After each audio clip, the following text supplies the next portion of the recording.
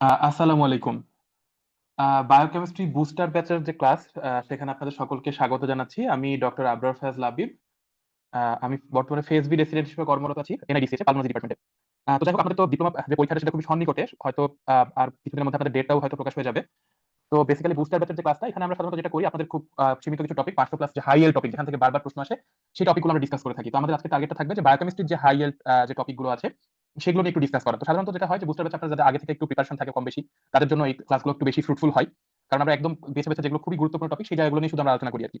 তো যাই হোক, আমরা আজকে শুরু করি আর কি। তো বায়োকেমিস্ট্রিতে দুইটা পোর্শন, একটা হচ্ছে মেটাবলিজম আর একটা হচ্ছে ফুড নিউট্রিশন ভিটামিন। তো সব মিলে দেখা যাচ্ছে যে ডিপ্লোমা পরীক্ষাতে আমরা যদি হিসাব করি তাহলে এই চ্যাপ্টারটা অত্যন্ত গুরুত্বপূর্ণ একটা চ্যাপ্টার। আমরা যদি দেখি প্রিভিয়াস কোশ্চেন গুলো, কারণ দেখা গেছে যে আপনার রেসিডেন্সি পরীক্ষা যদিও 200 মার্কের হয়, কিন্তু সেখানে যদি প্রশ্ন আসে 10টা থেকে 12টা, ডিপ্লোমা পরীক্ষা 100 মার্কের হলেও বায়োকেমিস্ট্রি থেকে কিন্তু প্রশ্ন আসে প্রায় 8 থেকে 10টা। সো কাজেই ডিপ্লোমা পরীক্ষা অর্ধেক মার্কসের হলেও বায়োকেমিস্ট্রির ক্ষেত্রে কিন্তু অর্ধেক প্রশ্ন আসে, ব্যাপারটা এরকম না। হ্যাঁ, বায়োকেমিস্ট্রি কিন্তু ডিপ্লোমাতেও যথেষ্ট ভালো একটা অ্যামাউন্টের প্রশ্ন আসে। তো কাজে আমাদের এই চ্যাপ্টারটা ওইভাবে গুরুত্ব দিয়ে দেখতে হবে বা পড়তে হবে। তো ফার্স্টে আসেন, আমাদের হচ্ছে একটা আপনাদের শীটে দেওয়া আছে anabolic pathways in the metabolism and catabolic pathways in the metabolism. তো এটা বেসিক্যালি পরীক্ষাতে খুব বেশি আসে না। পরীক্ষাতে আপনাদের যেটা আসে সেটা হলো metabolic pathways occurring in the mitochondria and metabolic pathways occurring in the cytoplasm, metabolic pathways occurring in both mitochondria and cytoplasm. এই জিনিসটা পরীক্ষাতে বারবার করে আসছে। আচ্ছা, অ্যানাবলিজম আর ক্যাটাবলিজমটা যদি আপনারা বুঝতে চান, আমরা সহজ কথা আমরা যদি চিন্তা করি, যে পাথওয়েতে বা যে বিক্রিয়াতে কোন একটা বড় সাবস্টেন্স তৈরি হচ্ছে সেই পাথওয়েটাকে আমরা বলবো অ্যানাবলিক পাথওয়ে। আর যে পাথওয়েতে কোন একটা সাবস্টেন্স ভেঙে টুকরা টুকরা হচ্ছে, অন্য সাবস্টেন্স তৈরি হচ্ছে, সেটা হচ্ছে আপনার ক্যাটাবলিক পাথওয়ে। তাহলে আপনারা সহজভাবে চিন্তা করবেন, যদি কোনো একটা পাথওয়ে শেষে জেনেসিস থাকে, অথবা জেনেসিস মানে কি তৈরি করা, তাই না, অথবা যদি সিনথেসিস থাকে, তাহলে সেটাকে আমরা ধরে নিব হচ্ছে সেটা হলো অ্যানাবলিক পাথওয়ে। মানে কি, সেখানে হচ্ছে আপনার কোন একটা জিনিস তৈরি হচ্ছে। আর কোন একটা পাথওয়ে শেষে যদি লাইসিস থাকে, অথবা যদি থাকে এরকম যে অক্সিডেশন বা বিটা অক্সিডেশন, হ্যাঁ, তাহলে সেটাকে আমরা ধরে নিব হচ্ছে আপনার আলটিমেটলি ক্যাটাবলিক পাথওয়ে। তো সহজ কথা। হ্যাঁ, যদি কোন একটা জিনিস তৈরি হয় তাহলে সেটা হলো আপনার অ্যানাবলিক পাথওয়ে, যদি কোন একটা জিনিস ভেঙে যায় সেটা হলো ক্যাটাবলিক পাথওয়ে। সহজ কথা একেবারে। এখন আসেন মেটাবলিক পাথওয়ে কোনটা কোথায় হয় সেটা নিয়ে আমরা একটু আলোচনা করি। তো এখানে সবচেয়ে বেশি প্রশ্নটা আসছে যে মেটাবলিক পাথওয়ে মাইটোকন্ড্রিয়াতে কোনটা কোনটা বেশি হয়। তো এটা আমরা একটা খুব সুন্দর নিমোনিক্স দিয়ে দিয়েছি, কিং কোবরা দিয়ে আমরা মনে রাখি, ঠিক আছে, কিং কোবরা দিয়ে। তাহলে এখানে আপনাদের মনে রাখতে হবে কিং এর যে কেটা, হ্যাঁ, এই যে কিং দিয়ে একটা টোটাল, তাহলে কিং এর যে কে, এই কে দিয়ে হচ্ছে কিটোজেনেসিস। কিটোজেনেসিস মানে হলো কি, ketone body synthesis. Ketone body synthesis, তাই না, কিটোজেনেসিস মানে কিটোন বডি সিনথেসিস। আচ্ছা। আচ্ছা, এখন বলেন তো কিটোন বডি আমাদের বডিতে কি কি আছে, আমরা কি কি কিটোন বডি পেয়ে থাকি সাধারণত বডিতে।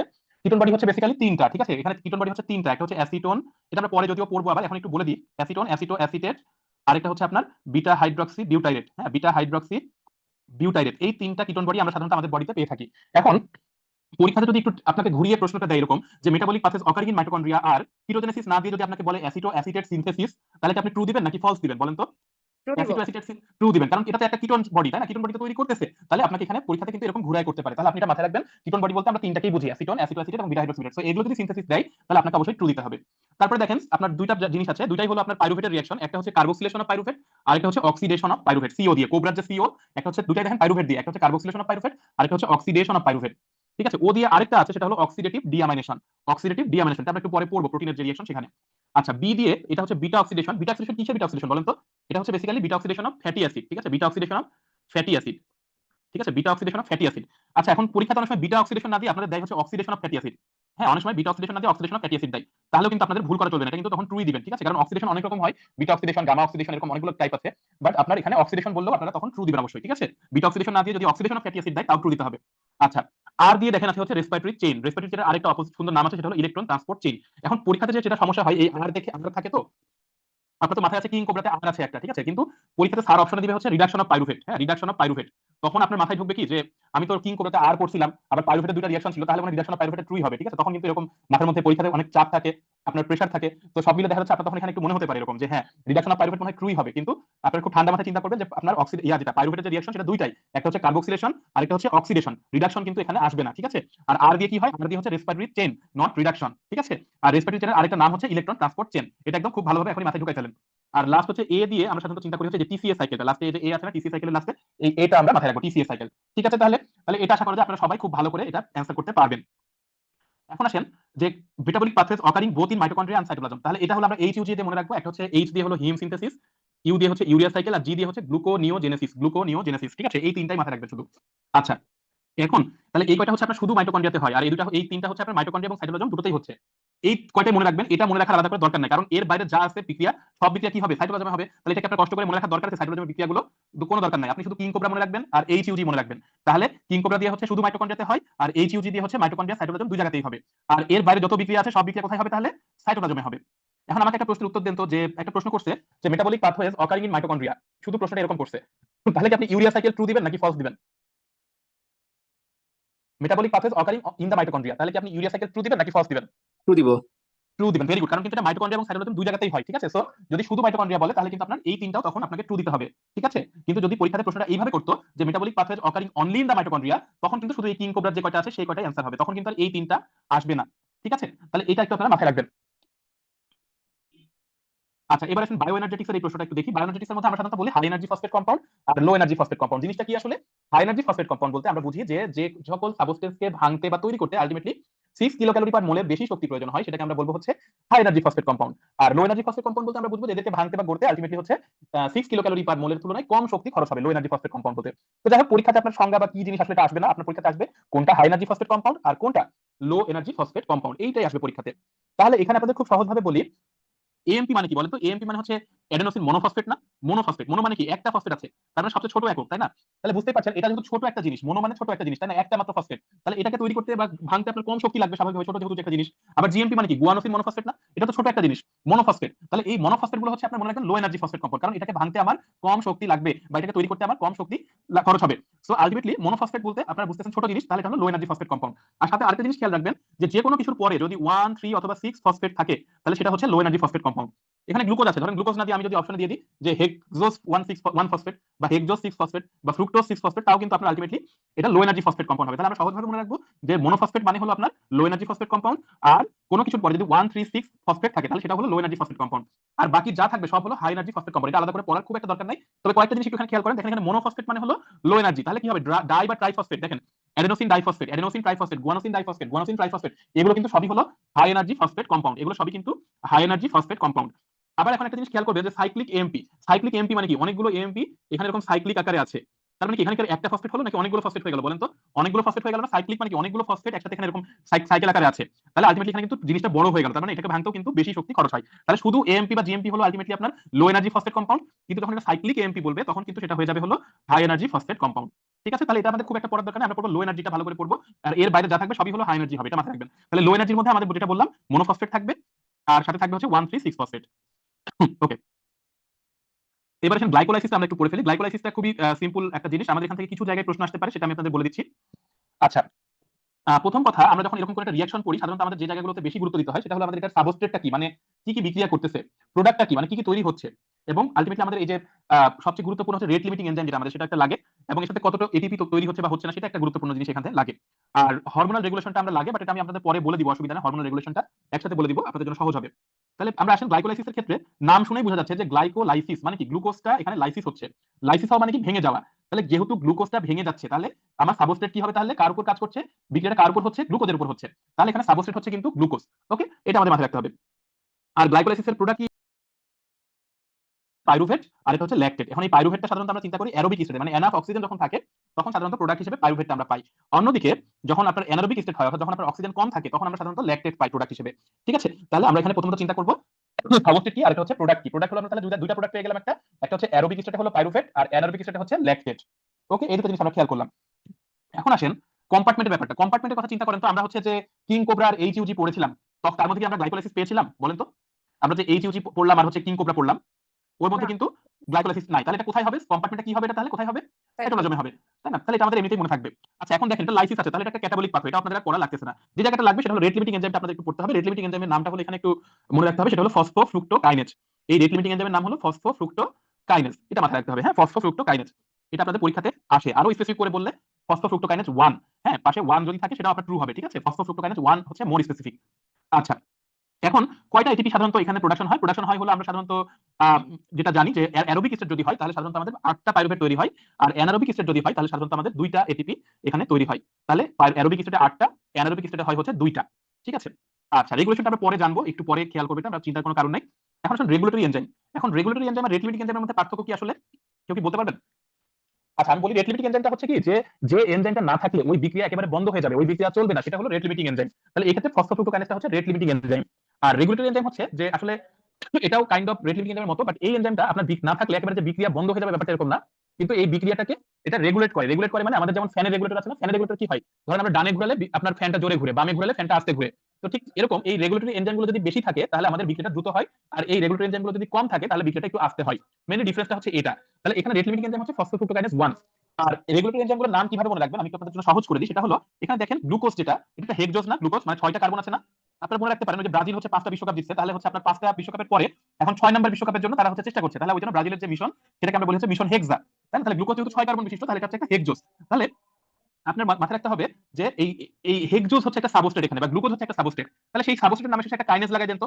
তাহলে দেখেন এই যে হেক্সোকাইনেজ বা গ্লুকোকাইনেজ হলো না। তাহলে আমরা চিন্তা করবো যে সাবস্ট্রেটের পাশে পরে একটা কাইনেজ লাগালাম। আবার দেখেন পাইরুভেট একটা হচ্ছে এখানে প্রোডাক্ট, তাহলে প্রোডাক্টের নামের পাশে আরেকটা কাইনেজ লাগাই দেন। তাহলে কি হলো? Pyruvate kinase. আর সাথে হচ্ছে এই যে রেট লিমিটিং এনজাইম পড়ছিলাম ফসফোফ্রুক্টোকাইনেজ, ওইটা এখানে লাগাই দেন। তাহলে আলটিমেটলি দেখেন আমার সাবস্ট্রেটের নামের পরে কাইনেজ বসাবেন, প্রোডাক্টের নামের পরে কাইনেজ বসাবেন, আর আপনার হচ্ছে ফসফোফ্রুক্টোকাইনেজ যেটা রেট লিমিটিং এনজাইম ছিল সেটা বসাই দিবেন। তাহলে তিনটাই হলো আলটিমেটলি এখানে রেগুলেটরি এনজাইম। ঠিক আছে? আচ্ছা, এখন আসুন অ্যারোবিক আর অ্যানারোবিক গ্লাইকোলাইসিস। এটা দেখেন পার্থক্যটা অলরেডি আমরা কথার ভাগে ভাগে বলে দিয়েছি, কিন্তু এখানে পড়ার আলাদা করে কিছু নাই। জাস্ট সহজ কথা, যদি অক্সিজেনের উপস্থিতিতে হচ্ছে গ্লুকোজ ব্রেকডাউন হয় তাহলে হচ্ছে আপনার অ্যারোবিক গ্লাইকোলাইসিস, অক্সিজেনের অনুপস্থিতিতে যদি হচ্ছে আপনার গ্লুকোজ ব্রেকডাউন হয় সেটা হলো অ্যানারোবিক গ্লাইকোলাইসিস। এন প্রোডাক্ট হচ্ছে এখানে পাইরুভেট, এটা হলো ল্যাকটেট, অলরেডি আমরা বলে দিয়েছি। আরেকটা জিনিস আপনাদের একটু আগে বললাম, সেটা হলো যে সাধারণত অ্যারোবিক হলে 8টা আর অ্যানারোবিক হলে 2টা এটিপি প্রোডাকশন হয়। এই জিনিসটা খেয়াল রাখতে হবে আপনাদের। আচ্ছা, site of anaerobic glycolysis, this is important. এটা মনে হয় আপনাদের এই শীটে আলাদা করে নাই, এখান থেকে পড়ে ফেলি তাহলে আমরা। এই জিনিসটা হলো আপনাদের এখান থেকে সবচেয়ে গুরুত্বপূর্ণ, ইনফিনিটি স্টার। আমরা তখন ধরে যা যা পড়লাম তার মধ্যে ওই যে কিং কোবরা আর এইচইউজি ছিল ইনফিনিটি স্টার, আরেকটা হচ্ছে এইটা হলো ইনফিনিটি স্টার। একেবারে এটা আসার মতো একদম প্রশ্ন যে অ্যানারোবিক গ্লাইকোলাইসিস কোথায় কোথায় হয়, এটা খুবই গুরুত্বপূর্ণ জিনিস। তো এটা আমরা একটু ভুল হয়ে যাই অনেক সময়, একটু হয়তো মনে রাখতে কষ্ট হয়। তো আমি যেটা টেকনিক অ্যাপ্লাই করতাম যে আমি একদম মাথা থেকে মনে রাখা শুরু করতাম। ঠিক আছে? মাথার মধ্যে আছে ব্রেইন, তাহলে ব্রেইনটা ফার্স্টে মাথায় রাখেন। ব্রেইনের পরে একটু নিচে আসেন, নিচে আসলে দেখবেন চোখ আছে, তাহলে চোখের মধ্যে আমার লেন্স, কর্নিয়া এবং রেটিনা। হ্যাঁ, লেন্স, কর্নিয়া এবং রেটিনা, এগুলো হচ্ছে আপনার অ্যানারোবিক গ্লাইকোলাইসিস হয়। তাহলে ব্রেন গেল, তারপর একটু নিচে আসার পরে চোখ আছে, চোখের মধ্যে লেন্স, কর্নিয়া, রেটিনা গেল। তারপর একটু নিচে আসেন, হাত আছে না, হাতের মধ্যে আমরা চিন্তা করবো হচ্ছে হাতে আমরা সাধারণত মাসল দেখাই, তাই না? হাত ফুলায় মাসলটা দেখাই, তাহলে স্কেলিটাল মাসল। তারপর আরেকটু নিচে নামেন, ওখানে হচ্ছে আপনার দেখবেন যে জিআইটি আছে, তাহলে জিআইটি আপনি মাথায় রাখবেন, জিআইটি বা হচ্ছে আপনার এন্টেরোসাইট। আরেকটু নিচে আসেন আমার হচ্ছে কিডনি, কিডনির মধ্যে কোন জায়গাটা? Renal medulla. এখানে কিন্তু কর্টেক্সটা আসবে না, এটা মাথায় রাখবেন, রেনাল মেডুলা, রেনাল মেডুলা। ঠিক আছে? আর তারপরে আরো নিচে আসলে টেস্টিস। এই কয়েকটা আপনার মাথায় রাখেন। পুরো বডির মধ্যে আছে হলো স্কিন, আর হচ্ছে আপনার ব্লাডের মধ্যে ডাব্লিউবিসি এবং আরবিসি, এই কয়েকটা। তাহলে আমরা একদম আবার আসি, মাথার মধ্যে ব্রেন, তারপরে চোখ, চোখের মধ্যে লেন্স, রেটিনা, কর্নিয়া, তারপর আরেকটু নিচে আসলে হাতে মাসল দেখায় চিন্তা করবেন, তাহলে হচ্ছে স্কেলিটাল মাসল। তারপরে একটু নিচে আসলে হচ্ছে জিআইটি বা এন্ডোসাইট, তারপরে কিডনি, রেনাল মেডুলা, তারপরে টেস্টিস। আর পুরো বডির মধ্যে হবে হচ্ছে আপনার কি কি? একটা হচ্ছে স্কিন, আর একটা হচ্ছে ডাব্লিউবিসি, আরবিসি, এটা হলো ব্লাডের যে কম্পোনেন্ট গুলো। ঠিক আছে? তাহলে এইটা আমরা অবশ্যই ভালো করে মনে রাখবো, সুন্দর করে মনে রাখবো। সরি, আরেকটা জিনিস হচ্ছে এখানে সবসময় কনফিউশন হবে, সেটা হলো এই টেস্টিসের জায়গাতে আপনারা অনেক সময় গোনাড দিবে। এখানে কিন্তু গোনাড মানে টেস্টিস না, মানে দুই গোনাড কিন্তু এখানে একসাথে হবে, মানে গোনাড হবে অ্যান্সার, বাট ওভারি যদি আসতো তাহলে কিন্তু ওভারিটা এখানে আসবে না। ঠিক আছে? ওভারিতে কিন্তু আলটিমেটলি আপনার এই অ্যানারোবিক গ্লাইকোলাইসিস হবে, এখানে টেস্টিসে হবে শুধু। এটা খেয়াল রাখবেন। আরেকটা জিনিস খেয়াল রাখবেন, রেনাল মেডুলাতে হয় কিন্তু রেনাল কর্টেক্সে কিন্তু হয় না। এটা কিন্তু পরীক্ষাতে এখানে একটা অপশন ঘোরানোর চেষ্টা করবে। ঠিক আছে? রেনাল মেডুলাতে হয় বাট রেনাল কর্টেক্সে হয় না। আবার আরেকটা জায়গায় এখানে প্যাচ লাগাবে, সেটা হলো অ্যাড্রেনাল মেডুলা দিয়ে দিতে পারে। তখন আপনি মনে হবে হ্যাঁ মেডুলা তো মনে হয় ছিল, কিন্তু ওটা তো রেনাল মেডুলা। ঠিক আছে? অ্যাড্রেনাল মেডুলা কিন্তু না। হ্যাঁ, ওগুলো আমরা পাবো সেটা হলো এইচএমপি শান্টে পাবো, এখানে কিন্তু পাবো না। ঠিক আছে? সো আমরা ওটা যখন পড়বো এটার সাথে মিলাই একসাথে পড়বো, আমরা এটা বলে দিব পড়ানোর সময়। ঠিক আছে? তাহলে এইটা গেল। আসেন, গ্লাইকোলাইসিসের ইম্পর্টেন্স খুব বেশি আসলে ইম্পর্টেন্ট না আমাদের পরীক্ষার জন্য। জাস্ট একটু খেয়াল রাখেন যে সাধারণত এই আরবিসি যেগুলো আর কি, আরবিসিটা সাধারণত হচ্ছে আপনার পুরোপুরি গ্লাইকোজ মানে গ্লুকোজের উপর হচ্ছে তাদের পুরোপুরি রিলায়েন্ট, তাদের আর অন্য কোনো কিছুকে মেটাবলিক ফুল হিসেবে তারা ইউজ করে না, এটা একটু মাথায় রাখবেন। এবং সাধারণত আরবিসিতে যেহেতু আপনার এখানে কোনো মাইটোকন্ড্রিয়া থাকে না, আলটিমেটলি তারা অ্যানারোবিক গ্লাইকোলাইসিসের মাধ্যমে তাদের শক্তিটা পেয়ে থাকে। এটা মাথায় রাখবেন আর কি। আর কি কি ডিজিজ হতে পারে সাধারণত আমাদের এই যে যেহেতু ল্যাকটেট প্রোডাকশন হয়, তাহলে ল্যাকটিক অ্যাসিডোসিস হবে যদি আপনার হচ্ছে গ্লাইকোলাইসিসটা ডিরেঞ্জমেন্ট হয়। আরেকটা হচ্ছে হেমোলাইটিক অ্যানিমিয়া হতে পারে, যেহেতু এখানে আরবিসি লাইসিস হয় সে কারণে হেমোলাইটিক অ্যানিমিয়া হতে পারে। তাহলে ডিজিজ দুটোর নাম একটু মাথায় রাখবেন এখান থেকে। আচ্ছা, এরপর আসেন হেক্সোজ মনোফসফেট শান্ট, এটা আপনাদের জন্য অত্যন্ত গুরুত্বপূর্ণ, এটা থেকে প্রশ্ন আসে, আমরা এখনই বলে দিই আপনাদেরকে। তাহলে দেখেন হেক্সোজ মনোফসফেট শান্ট, তাহলে হেক্সোজ মানে আমরা কয় কার্বন বলেছিলাম? 6 কার্বন, তাই না? তাহলে হেক্সোজ আর মনো মানে কি? এক। তাহলে দেখেন আমাদের এখানে এই নাম শুনে আমরা বুঝতে পারছি যে এখানে কয়টা মানে সাবস্ট্রেট হিসেবে কি আছে। হেক্সোজ মানে দেখেন গ্লুকোজ, মনো মানে এক, এই যে মানে 6 নাম্বার কার্বনের সাথে একটা ফসফেট আছে, তাহলে কি হেক্সোজ মানে হলো এই গ্লুকোজ 6 ফসফেট, হেক্সোজ মনোফসফেট মানে। তাহলে আমরা এই বিক্রিয়ার নামটা দেখেই আমরা মোটামুটি ভাবে সাবস্ট্রেটের নামটা বলে দিতে পারছি। আচ্ছা, এটার আরেকটা সুন্দর নাম আছে, অপর নাম দেখেন সিনোনিম, এটার নাম কি? Pentose phosphate pathway. পেন্টোজ মানে কি বলেন তো? কয় কার্বন? 5 কার্বন, তাই না? তাহলে পেন্টোজ ফসফেট পাথওয়ে, তাহলে এটার প্রোডাক্টের নামটা আমরা এখান থেকে পাবো, সেটা হলো রাইবোজ সুগার। যেহেতু পেন্টোজ আমরা বলতেছি তাহলে আলটিমেটলি এটা হলো রাইবোজ সুগার। ঠিক আছে? পেন্টোজ যেহেতু। আর সাথে কি হচ্ছে? সাথে যুক্ত হচ্ছে হলো এনএডিপিএইচ। তাহলে প্রোডাক্ট হলো দুইটা, একটা হচ্ছে রাইবোজ আর একটা হচ্ছে এনএডিপি2এইচ। এখানে কিন্তু পি আছে সাথে, খেয়াল রাখবেন, এনএডিপি2এইচ, এনএডি2এইচ কিন্তু না। যদি পরীক্ষাতে এনএডি2এইচ হয় তাহলে কিন্তু এটা ফলস হয়ে যাবে। ঠিক আছে? এটা মাথায় রাখবেন, এনএডিপি2এইচ। এই যে এখানকার ফসফেটটা এখানে চলে আসে আর কি, এনএডির সাথে এসে যুক্ত হয়, তাহলে আলটিমেটলি এনএডিপি2এইচ তৈরি হয় সাবস্ট্রেটে। এবং এই এনএডিপি2এইচ এর একটা বিশাল কাজ আছে, সেই কাজটা আমরা একটু পরে দেখব। আচ্ছা, এইচএমপি শান্ট কি আমরা ইয়েতে পড়ছিলাম বলেন তো? এইচইউজি তে পড়ছিলাম বা কিংকোব্রাতে পড়ছিলাম? মনে করেন তো একটু। হ্যাঁ, আচ্ছা, ওখানে এইচ দিয়ে কি ছিল বলেন তো? যে মাইটোকন্ড্রিয়া সাইটোপ্লাজম দুই জায়গাতে হয়, ওখানে হাগ ছিল এইচইউজি, ওখানে এইচ দিয়ে কি ছিল? হিম সিনথেসিস। হিম সিনথেসিস, ভেরি গুড। এটা একটু ভুল হয়ে যায় আমাদের অনেক সময়, এইচএমপি শান্ট দেখে ওই যে এইচইউজি, অনেক সময় মনে করি হ্যাঁ তাহলে এটা তো মনে হয় সাইটোপ্লাজম মাইটোকন্ড্রিয়া দুই জায়গাতেই মনে হয়, তাই মনে হয়, কিন্তু না, এটা কিন্তু শুধুমাত্র সাইটোপ্লাজমে হয়। ঠিক আছে? এটা মাথায় রাখবেন। ওকে, এখন আরেকটা জিনিস আপনি দেখেন, তাহলে এটা হচ্ছে একটা ক্যাটাবলিক পাথওয়ে, এবং এখানে রেট লিমিটিং এনজাইমটা হচ্ছে glucose 6 phosphate dehydrogenase. Glucose 6 phosphate dehydrogenase, এটা মাথায় রাখতে হবে। এখানটা এটা রেট লিমিটিং এনজাইম হচ্ছে গ্লুকোজ 6 ফসফেট ডিহাইড্রোজিনেস। এটা আরেকটু আমরা সহজ করতে পারি, যেমন হচ্ছে দেখেন এই যে গ্লুকোজ 6 ফসফেট ডিহাইড্রোজিনেস মানে কি? এটা দেখেন গ্লুকোজ 6 ফসফেটের উপর কাজ করে, ওখান থেকে হাইড্রোজেনকে সরাই দেয়। হাইড্রোজেনকে সরাই দিয়ে দেখেন এই যে এনএডিপি এর সাথে এটা যুক্ত করতেছে, তার মানে আলটিমেটলি এটা গ্লুকোজ 6 ফসফেট থেকে হাইড্রোজেনকে সরাই দিচ্ছে। এই যে সরাই দেওয়া, এই কারণে এটা এনজাইমটার নাম হচ্ছে গ্লুকোজ 6 ফসফেট ডিহাইড্রোজিনেস। এটা এভাবে মনে রাখতে পারেন আর কি, ঠিক আছে? আর সবচেয়ে গুরুত্বপূর্ণ যে কথা সেটা হলো যে এখানে কিন্তু কোনো এটিপি তৈরি হয় না, কোনো এটিপি দরকারও হয় না, মানে এই বিক্রিয়া হতে কোনো এটিপির সাথে কোনো রিলেশন নাই। তাহলে এইচএমপি শান্ট পাথওয়ে বা গ্লুকোজ 6 ফসফেট ডিহাইড্রোজেনেস ডেফিসিয়েন্সি এরকম যদি কোনো প্রশ্ন আসে, তাহলে যদি ওখানে বলে যে এটিপি তৈরি হয়, এটিপি লাগে, এই ধরনের কোনো অপশন থাকলে নিঃসন্দেহে চোখ বন্ধ করে এটা ফলস দিবেন, ঠিক আছে? এইচএমপি শান্ট বা গ্লুকোজ 6 ফসফেট ডিহাইড্রোজেনেসের সাথে আলটিমেটলি এটিপির কোনো সম্পর্ক নাই নাই নাই, এটা মাথায় রাখবেন সবসময়, ঠিক আছে? ওকে, এখন আসেন এইচএমপি শান্ট পাথওয়ে কোথায় কোথায় হয়, এটা আমরা সহজে মনে রাখবো রামলাল জি দিয়ে, ঠিক আছে? রামলাল জি দিয়ে। তাহলে রামলাল জি দিয়ে দেখেন আর এ হচ্ছে আরবিসি, এতে হচ্ছে কিন্তু দেখেন এখানে অ্যাড্রেনাল কর্টেক্স, এখানে কিন্তু মেডুলা না, এখানে হচ্ছে কর্টেক্স, এবং কোন কর্টেক্স? অ্যাড্রেনাল কর্টেক্স, আর ওখানে ছিল হচ্ছে রেনাল মেডুলা, ঠিক আছে? এই দুটোর মধ্যে একটু ঝামেলা হয়, এটা একটু ভালো মতো মাথায় রাখবেন কোনটা কোথায় আছে। এম দিয়ে হচ্ছে ম্যাক্রোফেজ, লিভার আছে এল এ, আরেকটা এল দিয়ে হচ্ছে ল্যাকটিং ব্রেস্ট, আর এ দিয়ে হচ্ছে অ্যাডিপাস টিস্যু, আর লাস্ট অফ অল জি দিয়ে হচ্ছে গোনাড। এখন এখানে গোনাড বলতে কিন্তু আপনার টেস্টিস এবং ওভারি দুটোই বোঝাচ্ছে, তো এই ক্ষেত্রে দুটোই হবে, কিন্তু আমাদের যখন অ্যানারোবিক গ্লাইকোলাইসিস বলবে তখন কিন্তু শুধুমাত্র টেস্টিসে হয়, ওভারিতে হয় না, এটা মাথায় রাখবেন, ঠিক আছে? তাহলে এখানে হচ্ছে গোনাডে হচ্ছে মানে টেস্টিস ওভারি দুটোতেই হচ্ছে, আর ওখানে শুধুমাত্র টেস্টিসে হচ্ছে। আর ওখানে ছিল রেনাল মেডুলা, এখানে হচ্ছে অ্যাড্রেনাল কর্টেক্স। এই জিনিসগুলো একটু ডিফারেন্সিয়েট করে করে পড়বেন পড়ার সময় একসাথে। ওকে, ইম্পর্টেন্স অফ এইচএমপি শান্ট, বিশেষ করে আমাদের এনএডিপি2এইচ এর যে প্রশ্নটা, এটা খুবই আসে যে এনএডিপি2এইচ এর কাজটা কি। এটা একটা সুন্দর একটা নিমোনিস দেওয়া হয়েছে, দেখেন আপনাদের এনএডিপি2এইচ এর কাজের মধ্যে এটা হলো বেসিক্যালি স্যান্ড দিয়ে মনে রাখবো, এস দিয়ে হচ্ছে সিনথেসিস। এখন সিনথেসিস কি কি করবে? অনেকগুলো জিনিস সিনথেসিস করে, তার মধ্যে একটা হচ্ছে ফ্যাটি অ্যাসিড, কোলেস্টেরল, আর হচ্ছে স্টেরয়েড, ঠিক আছে? ফ্যাটি অ্যাসিড, কোলেস্টেরল এবং স্টেরয়েড, এই তিনটা জিনিস ওরা মেইনলি তৈরি করে। এখন দেখেন এই জিনিসগুলো কিন্তু সবই আসলে ফ্যাট রিলেটেড জিনিস, আমরা এইভাবে মাথায় রাখবো যে ফ্যাট রিলেটেড যে জিনিসগুলো সেগুলো তৈরি করে। কি কি ফ্যাট রিলেটেড জিনিস? একটা হচ্ছে ফ্যাটি অ্যাসিড, একটা হচ্ছে কোলেস্টেরল, আর একটা হচ্ছে স্টেরয়েড, ঠিক আছে? ফ্যাটি অ্যাসিড, কোলেস্টেরল এবং স্টেরয়েড, এটা মাথায় রাখেন। এস দিয়ে আরেকটা জিনিস খেয়াল রাখতে হবে, সেটা হলো সুপার অক্সাইড।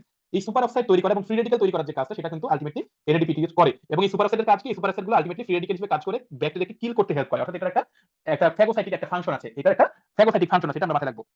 আচ্ছা, এ দিয়ে যেটা সেটা হলো anti oxidant property. Anti oxidant বলতে সাধারণত ওই যে আপনার যে সুপার অক্সাইড, হাইড্রোজেন পারঅক্সাইড এগুলো তৈরি হচ্ছে, সেগুলোকে নিউট্রালাইজ করার যে কাজটা, অ্যান্টি অক্সিডাইজ যে করার যে প্রক্রিয়াটা, সেটা আলটিমেটলি এই এনএডিপি2এইচ করে। এখন আপনাদের একটা প্রশ্ন মনে রাখতে পারে, তাহলে ভাই সুপার অক্সাইড তো তৈরি করছে, আবার বলছেন যে সুপার অক্সাইড ধ্বংস করছে। তো ব্যাপারটা আসলে কিন্তু তাই, যে এখানে এনএডিপি2এইচ টা একই সাথে সুপার অক্সাইড বা ফ্রি রেডিক্যাল তৈরির কাজও করে, আবার একই সাথে এই সুপার অক্সাইড বা ফ্রি রেডিক্যালকে ধ্বংস করার কাজটাও করে। তাহলে যদি আপনাদের পরীক্ষাতে অপশনে থাকে যে প্রোডাকশন অফ ফ্রি রেডিক্যাল, আর সি নাম্বার অপশন ধরুন দিয়ে দিল যে নিউট্রালাইজেশন অফ ফ্রি রেডিক্যাল বা ডিস্ট্রাকশন অফ ফ্রি রেডিক্যাল, তাহলে কিন্তু দুটোই আপনাকে ট্রু দিতে হবে। আপনার মনে হতে পারে যে না একই সাথে একটা জিনিস দুটো তো করতে পারে না, কিন্তু না, এখানে এই জিনিসটা একই সাথে দুটো কাজই করতেছে, ফ্রি রেডিক্যালকে তৈরিও করতেছে, আবার একই সাথে ফ্রি রেডিক্যালকে ডিস্ট্রাকশন করতেছে বা ফ্রি রেডিক্যালকে নিউট্রালাইজ করতেছে। এর সাথে সাথে এন দিয়ে মনে রাখেন একটা জিনিস, নাইট্রিক অক্সাইড তৈরি করে, এবং নাইট্রিক অক্সাইডের একটা সুন্দর নাম আছে ইডিআরএফ বলা হয়, তাই না? এন্ডোথেলিয়াল ডিরাইভড রিল্যাক্সিং ফ্যাক্টর, এই জিনিসটা তৈরি করে। আর লাস্ট অফ অল ডি দিয়ে মনে রাখবেন ড্রাগ মেটাবলিজম বা হচ্ছে detoxification function of the liver, অর্থাৎ লিভারে যে আমরা ড্রাগ গুলো খাই বা যে কোনো কিছু খেলে এটাতে লিভারে ডিটক্সিফিকেশন হয়, সেটাকে আমরা বলবো হচ্ছে একটা ফাংশন হিসেবে। এখানে যদি আপনার অপশনে ড্রাগ মেটাবলিজম দেয়, সেটাও কিন্তু আপনার অ্যান্সারে ট্রু দিবেন, ঠিক আছে? ড্রাগ মেটাবলিজম কিন্তু ট্রু হবে, কারণ লিভারে কিন্তু ডিটক্সিফিকেশন ফাংশন, সেটা কিন্তু ড্রাগ মেটাবলিজমের একটা ফাংশন আর কি, ঠিক আছে? তাহলে আমাদের এই এনএডিপি2এইচ এর ফাংশন গুলো আমরা মাথায় রাখবো। এখন আপনাদের পরীক্ষাতে প্রশ্নটা যেটা করে, ঘুরে একটু প্রশ্ন করে, সেটা হলো যে glucose 6 phosphate dehydrogenase deficiency causes. এখন দেখেন আপনি একটা জিনিস চিন্তা করেন, গ্লুকোজ 6 ফসফেট ডিহাইড্রোজেনেস ডেফিসিয়েন্সি যদি হয়, তাহলে কি হবে বলেন তো? এইচএমপি শান্ট পাথওয়েটা কি জোরে হবে নাকি হবে না? মানে ভালো করে হবে নাকি হবে না? যদি গ্লুকোজ 6 ফসফেট ডিহাইড্রোজেনেস ডেফিসিয়েন্সি হয়, তাহলে কি এইচএমপি শান্ট পাথওয়েটা ভালো করে হবে নাকি হবে না বলেন তো? গ্লুকোজ 6 ফসফেট ডিহাইড্রোজেনেস ডেফিসিয়েন্সি যদি থাকে, তাহলে কি আপনার কি হবে বলেন তো? এইচএমপি শান্ট পাথওয়েটা ভালো করে হবে নাকি হবে না? কোনটা? এটা তো একটা রেট লিমিটিং এনজাইম, তাই না? তাহলে কি এই পাথওয়েটা কিন্তু ভালো করে হতে পারবে না। তখন আলটিমেটলি যেটা ঘটনা ঘটবে, আপনার এই যে এনএডিপি2এইচ কিন্তু তখন অত বেশি তৈরি হবে না, তখন এটা এনএডিপিএইচটা কম কম করে তৈরি হবে। তখন আলটিমেটলি এনএডিপি যখন তৈরি হবে না, তখন কিন্তু আলটিমেটলি আপনার এই যে fatty acid, cholesterol, steroid synthesis কমে যাবে, তারপর আপনার ফ্রি রেডিক্যাল তৈরি হওয়া কমে যাবে, ফ্রি রেডিক্যালের ডিস্ট্রাকশন হওয়া বা ফ্রি রেডিক্যালের নিউট্রালাইজেশন হওয়াটা কমে যাবে, তারপরে হচ্ছে আপনার নাইট্রিক অক্সাইড ফর্মেশন হওয়াটা কমে যাবে, অর্থাৎ এই যে এনএডিপি যে ফাংশনগুলো এগুলো সবই কমে কমে যাবে। তো পরীক্ষাতে বেসিক্যালি আপনাদের প্রশ্নটা ওইভাবেই করে যে glucose 6 phosphate dehydrogenase deficiency causes following, কি কি করে আর কি, সেটা তখন তখন আপনাদেরকে এই জিনিসটা মাথায় রেখে অ্যান্সার করতে হবে। আচ্ছা, গ্লুকোজ 6 ফসফেট ডিহাইড্রোজেনেস ডেফিসিয়েন্সি হলে আমরা সাধারণত দুটো জিনিস পাই, একটা হচ্ছে হেমোলাইটিক অ্যানিমিয়া, আরেকটা হচ্ছে ক্রনিক গ্র্যানুলোমেটাস ডিজিজ বা ক্রনিক গ্র্যানুলোমেটাসিস, সাথে আরেকটা এখানে লিখে রাখেন, এটা হলো ফেভিজম করতে পারে, ফেভিজম, ঠিক আছে? ফেভিজম করতে পারে, এটাকে মাথায় রাখবেন। ওকে, আচ্ছা, এবার শুধু গ্লাইকোলাইসিস আর এইচএমপি শান্টের পাথওয়ে, এটা আমরা জাস্ট দুটো পড়লে একসাথে একটু পারবো, এটা একটু রিডিং দিন যে কি কি হয়। দুটো যদি আলাদা আলাদা করে পড়েন তাহলে তো এমনি পারবেন, এটাতে আলাদা তেমন কোনো ইনফরমেশন নাই। এবার আসলে একটা জিনিস আমরা একটু পড়ি, টিসিএ সাইকেল। টিসিএ সাইকেল, এখন এই টিসিএ সাইকেলের আরেকটা নাম হচ্ছে, এটাকে আমরা বলি হচ্ছে ক্রেবস সাইকেল, ঠিক আছে? টিসিএ সাইকেলের আরেকটা নাম হচ্ছে ক্রেবস সাইকেল। এবং আমরা পড়েছি যে টিসিএ সাইকেলের লাস্টে এ আছে, কিং কোবরা লাস্টে এ আছে, ওই এটা দিয়ে এটা মিন করে আসলে। তাহলে এটার কম্পার্টমেন্টটা হচ্ছে মাইটোকন্ড্রিয়াতে হয়, এবং এই টিসিএ সাইকেলটা বেসিক্যালি আমাদের শরীরে যত শক্তি উৎপন্ন হয় সেই শক্তি উৎপন্নের কাজটা টিসিএ সাইকেল করে থাকে। আচ্ছা, টিসি সাইকেলের সাবস্ট্রেট কি? টিসি সাইকেলের সাবস্ট্রেট হচ্ছে বেসিক্যালি এই অ্যাসিটাইল কোয়ে, ঠিক আছে? টিসি সাইকেলের সাবস্ট্রেট হচ্ছে অ্যাসিটাইল কোয়ে, এটা মাথায় রাখবেন। এবং অ্যাসিটাইল কোয়ে থেকে তৈরি করে হচ্ছে রিডিউসড কোএনজাইম বা এনএডি2এইচ এবং এফএডি2এইচ। NAD2H FAD, এটা মানে কি আসলে রিডিউস কোএনজাইম মানে কি? কোএনজাইম কথার অর্থ কি? কোএনজাইম কথার অর্থ হলো যে সকল সাবস্টেন্স আমাদের বডিতে কোন একটা বিক্রিয়াতে অংশগ্রহণ করে ওই বিক্রিয়ার গতিকে বৃদ্ধিতে হেল্প করে, এই যে রেট লিমিটিং এনজাইমকে হেল্প করে, তাদেরকে আমরা বলবো হচ্ছে কোএনজাইম।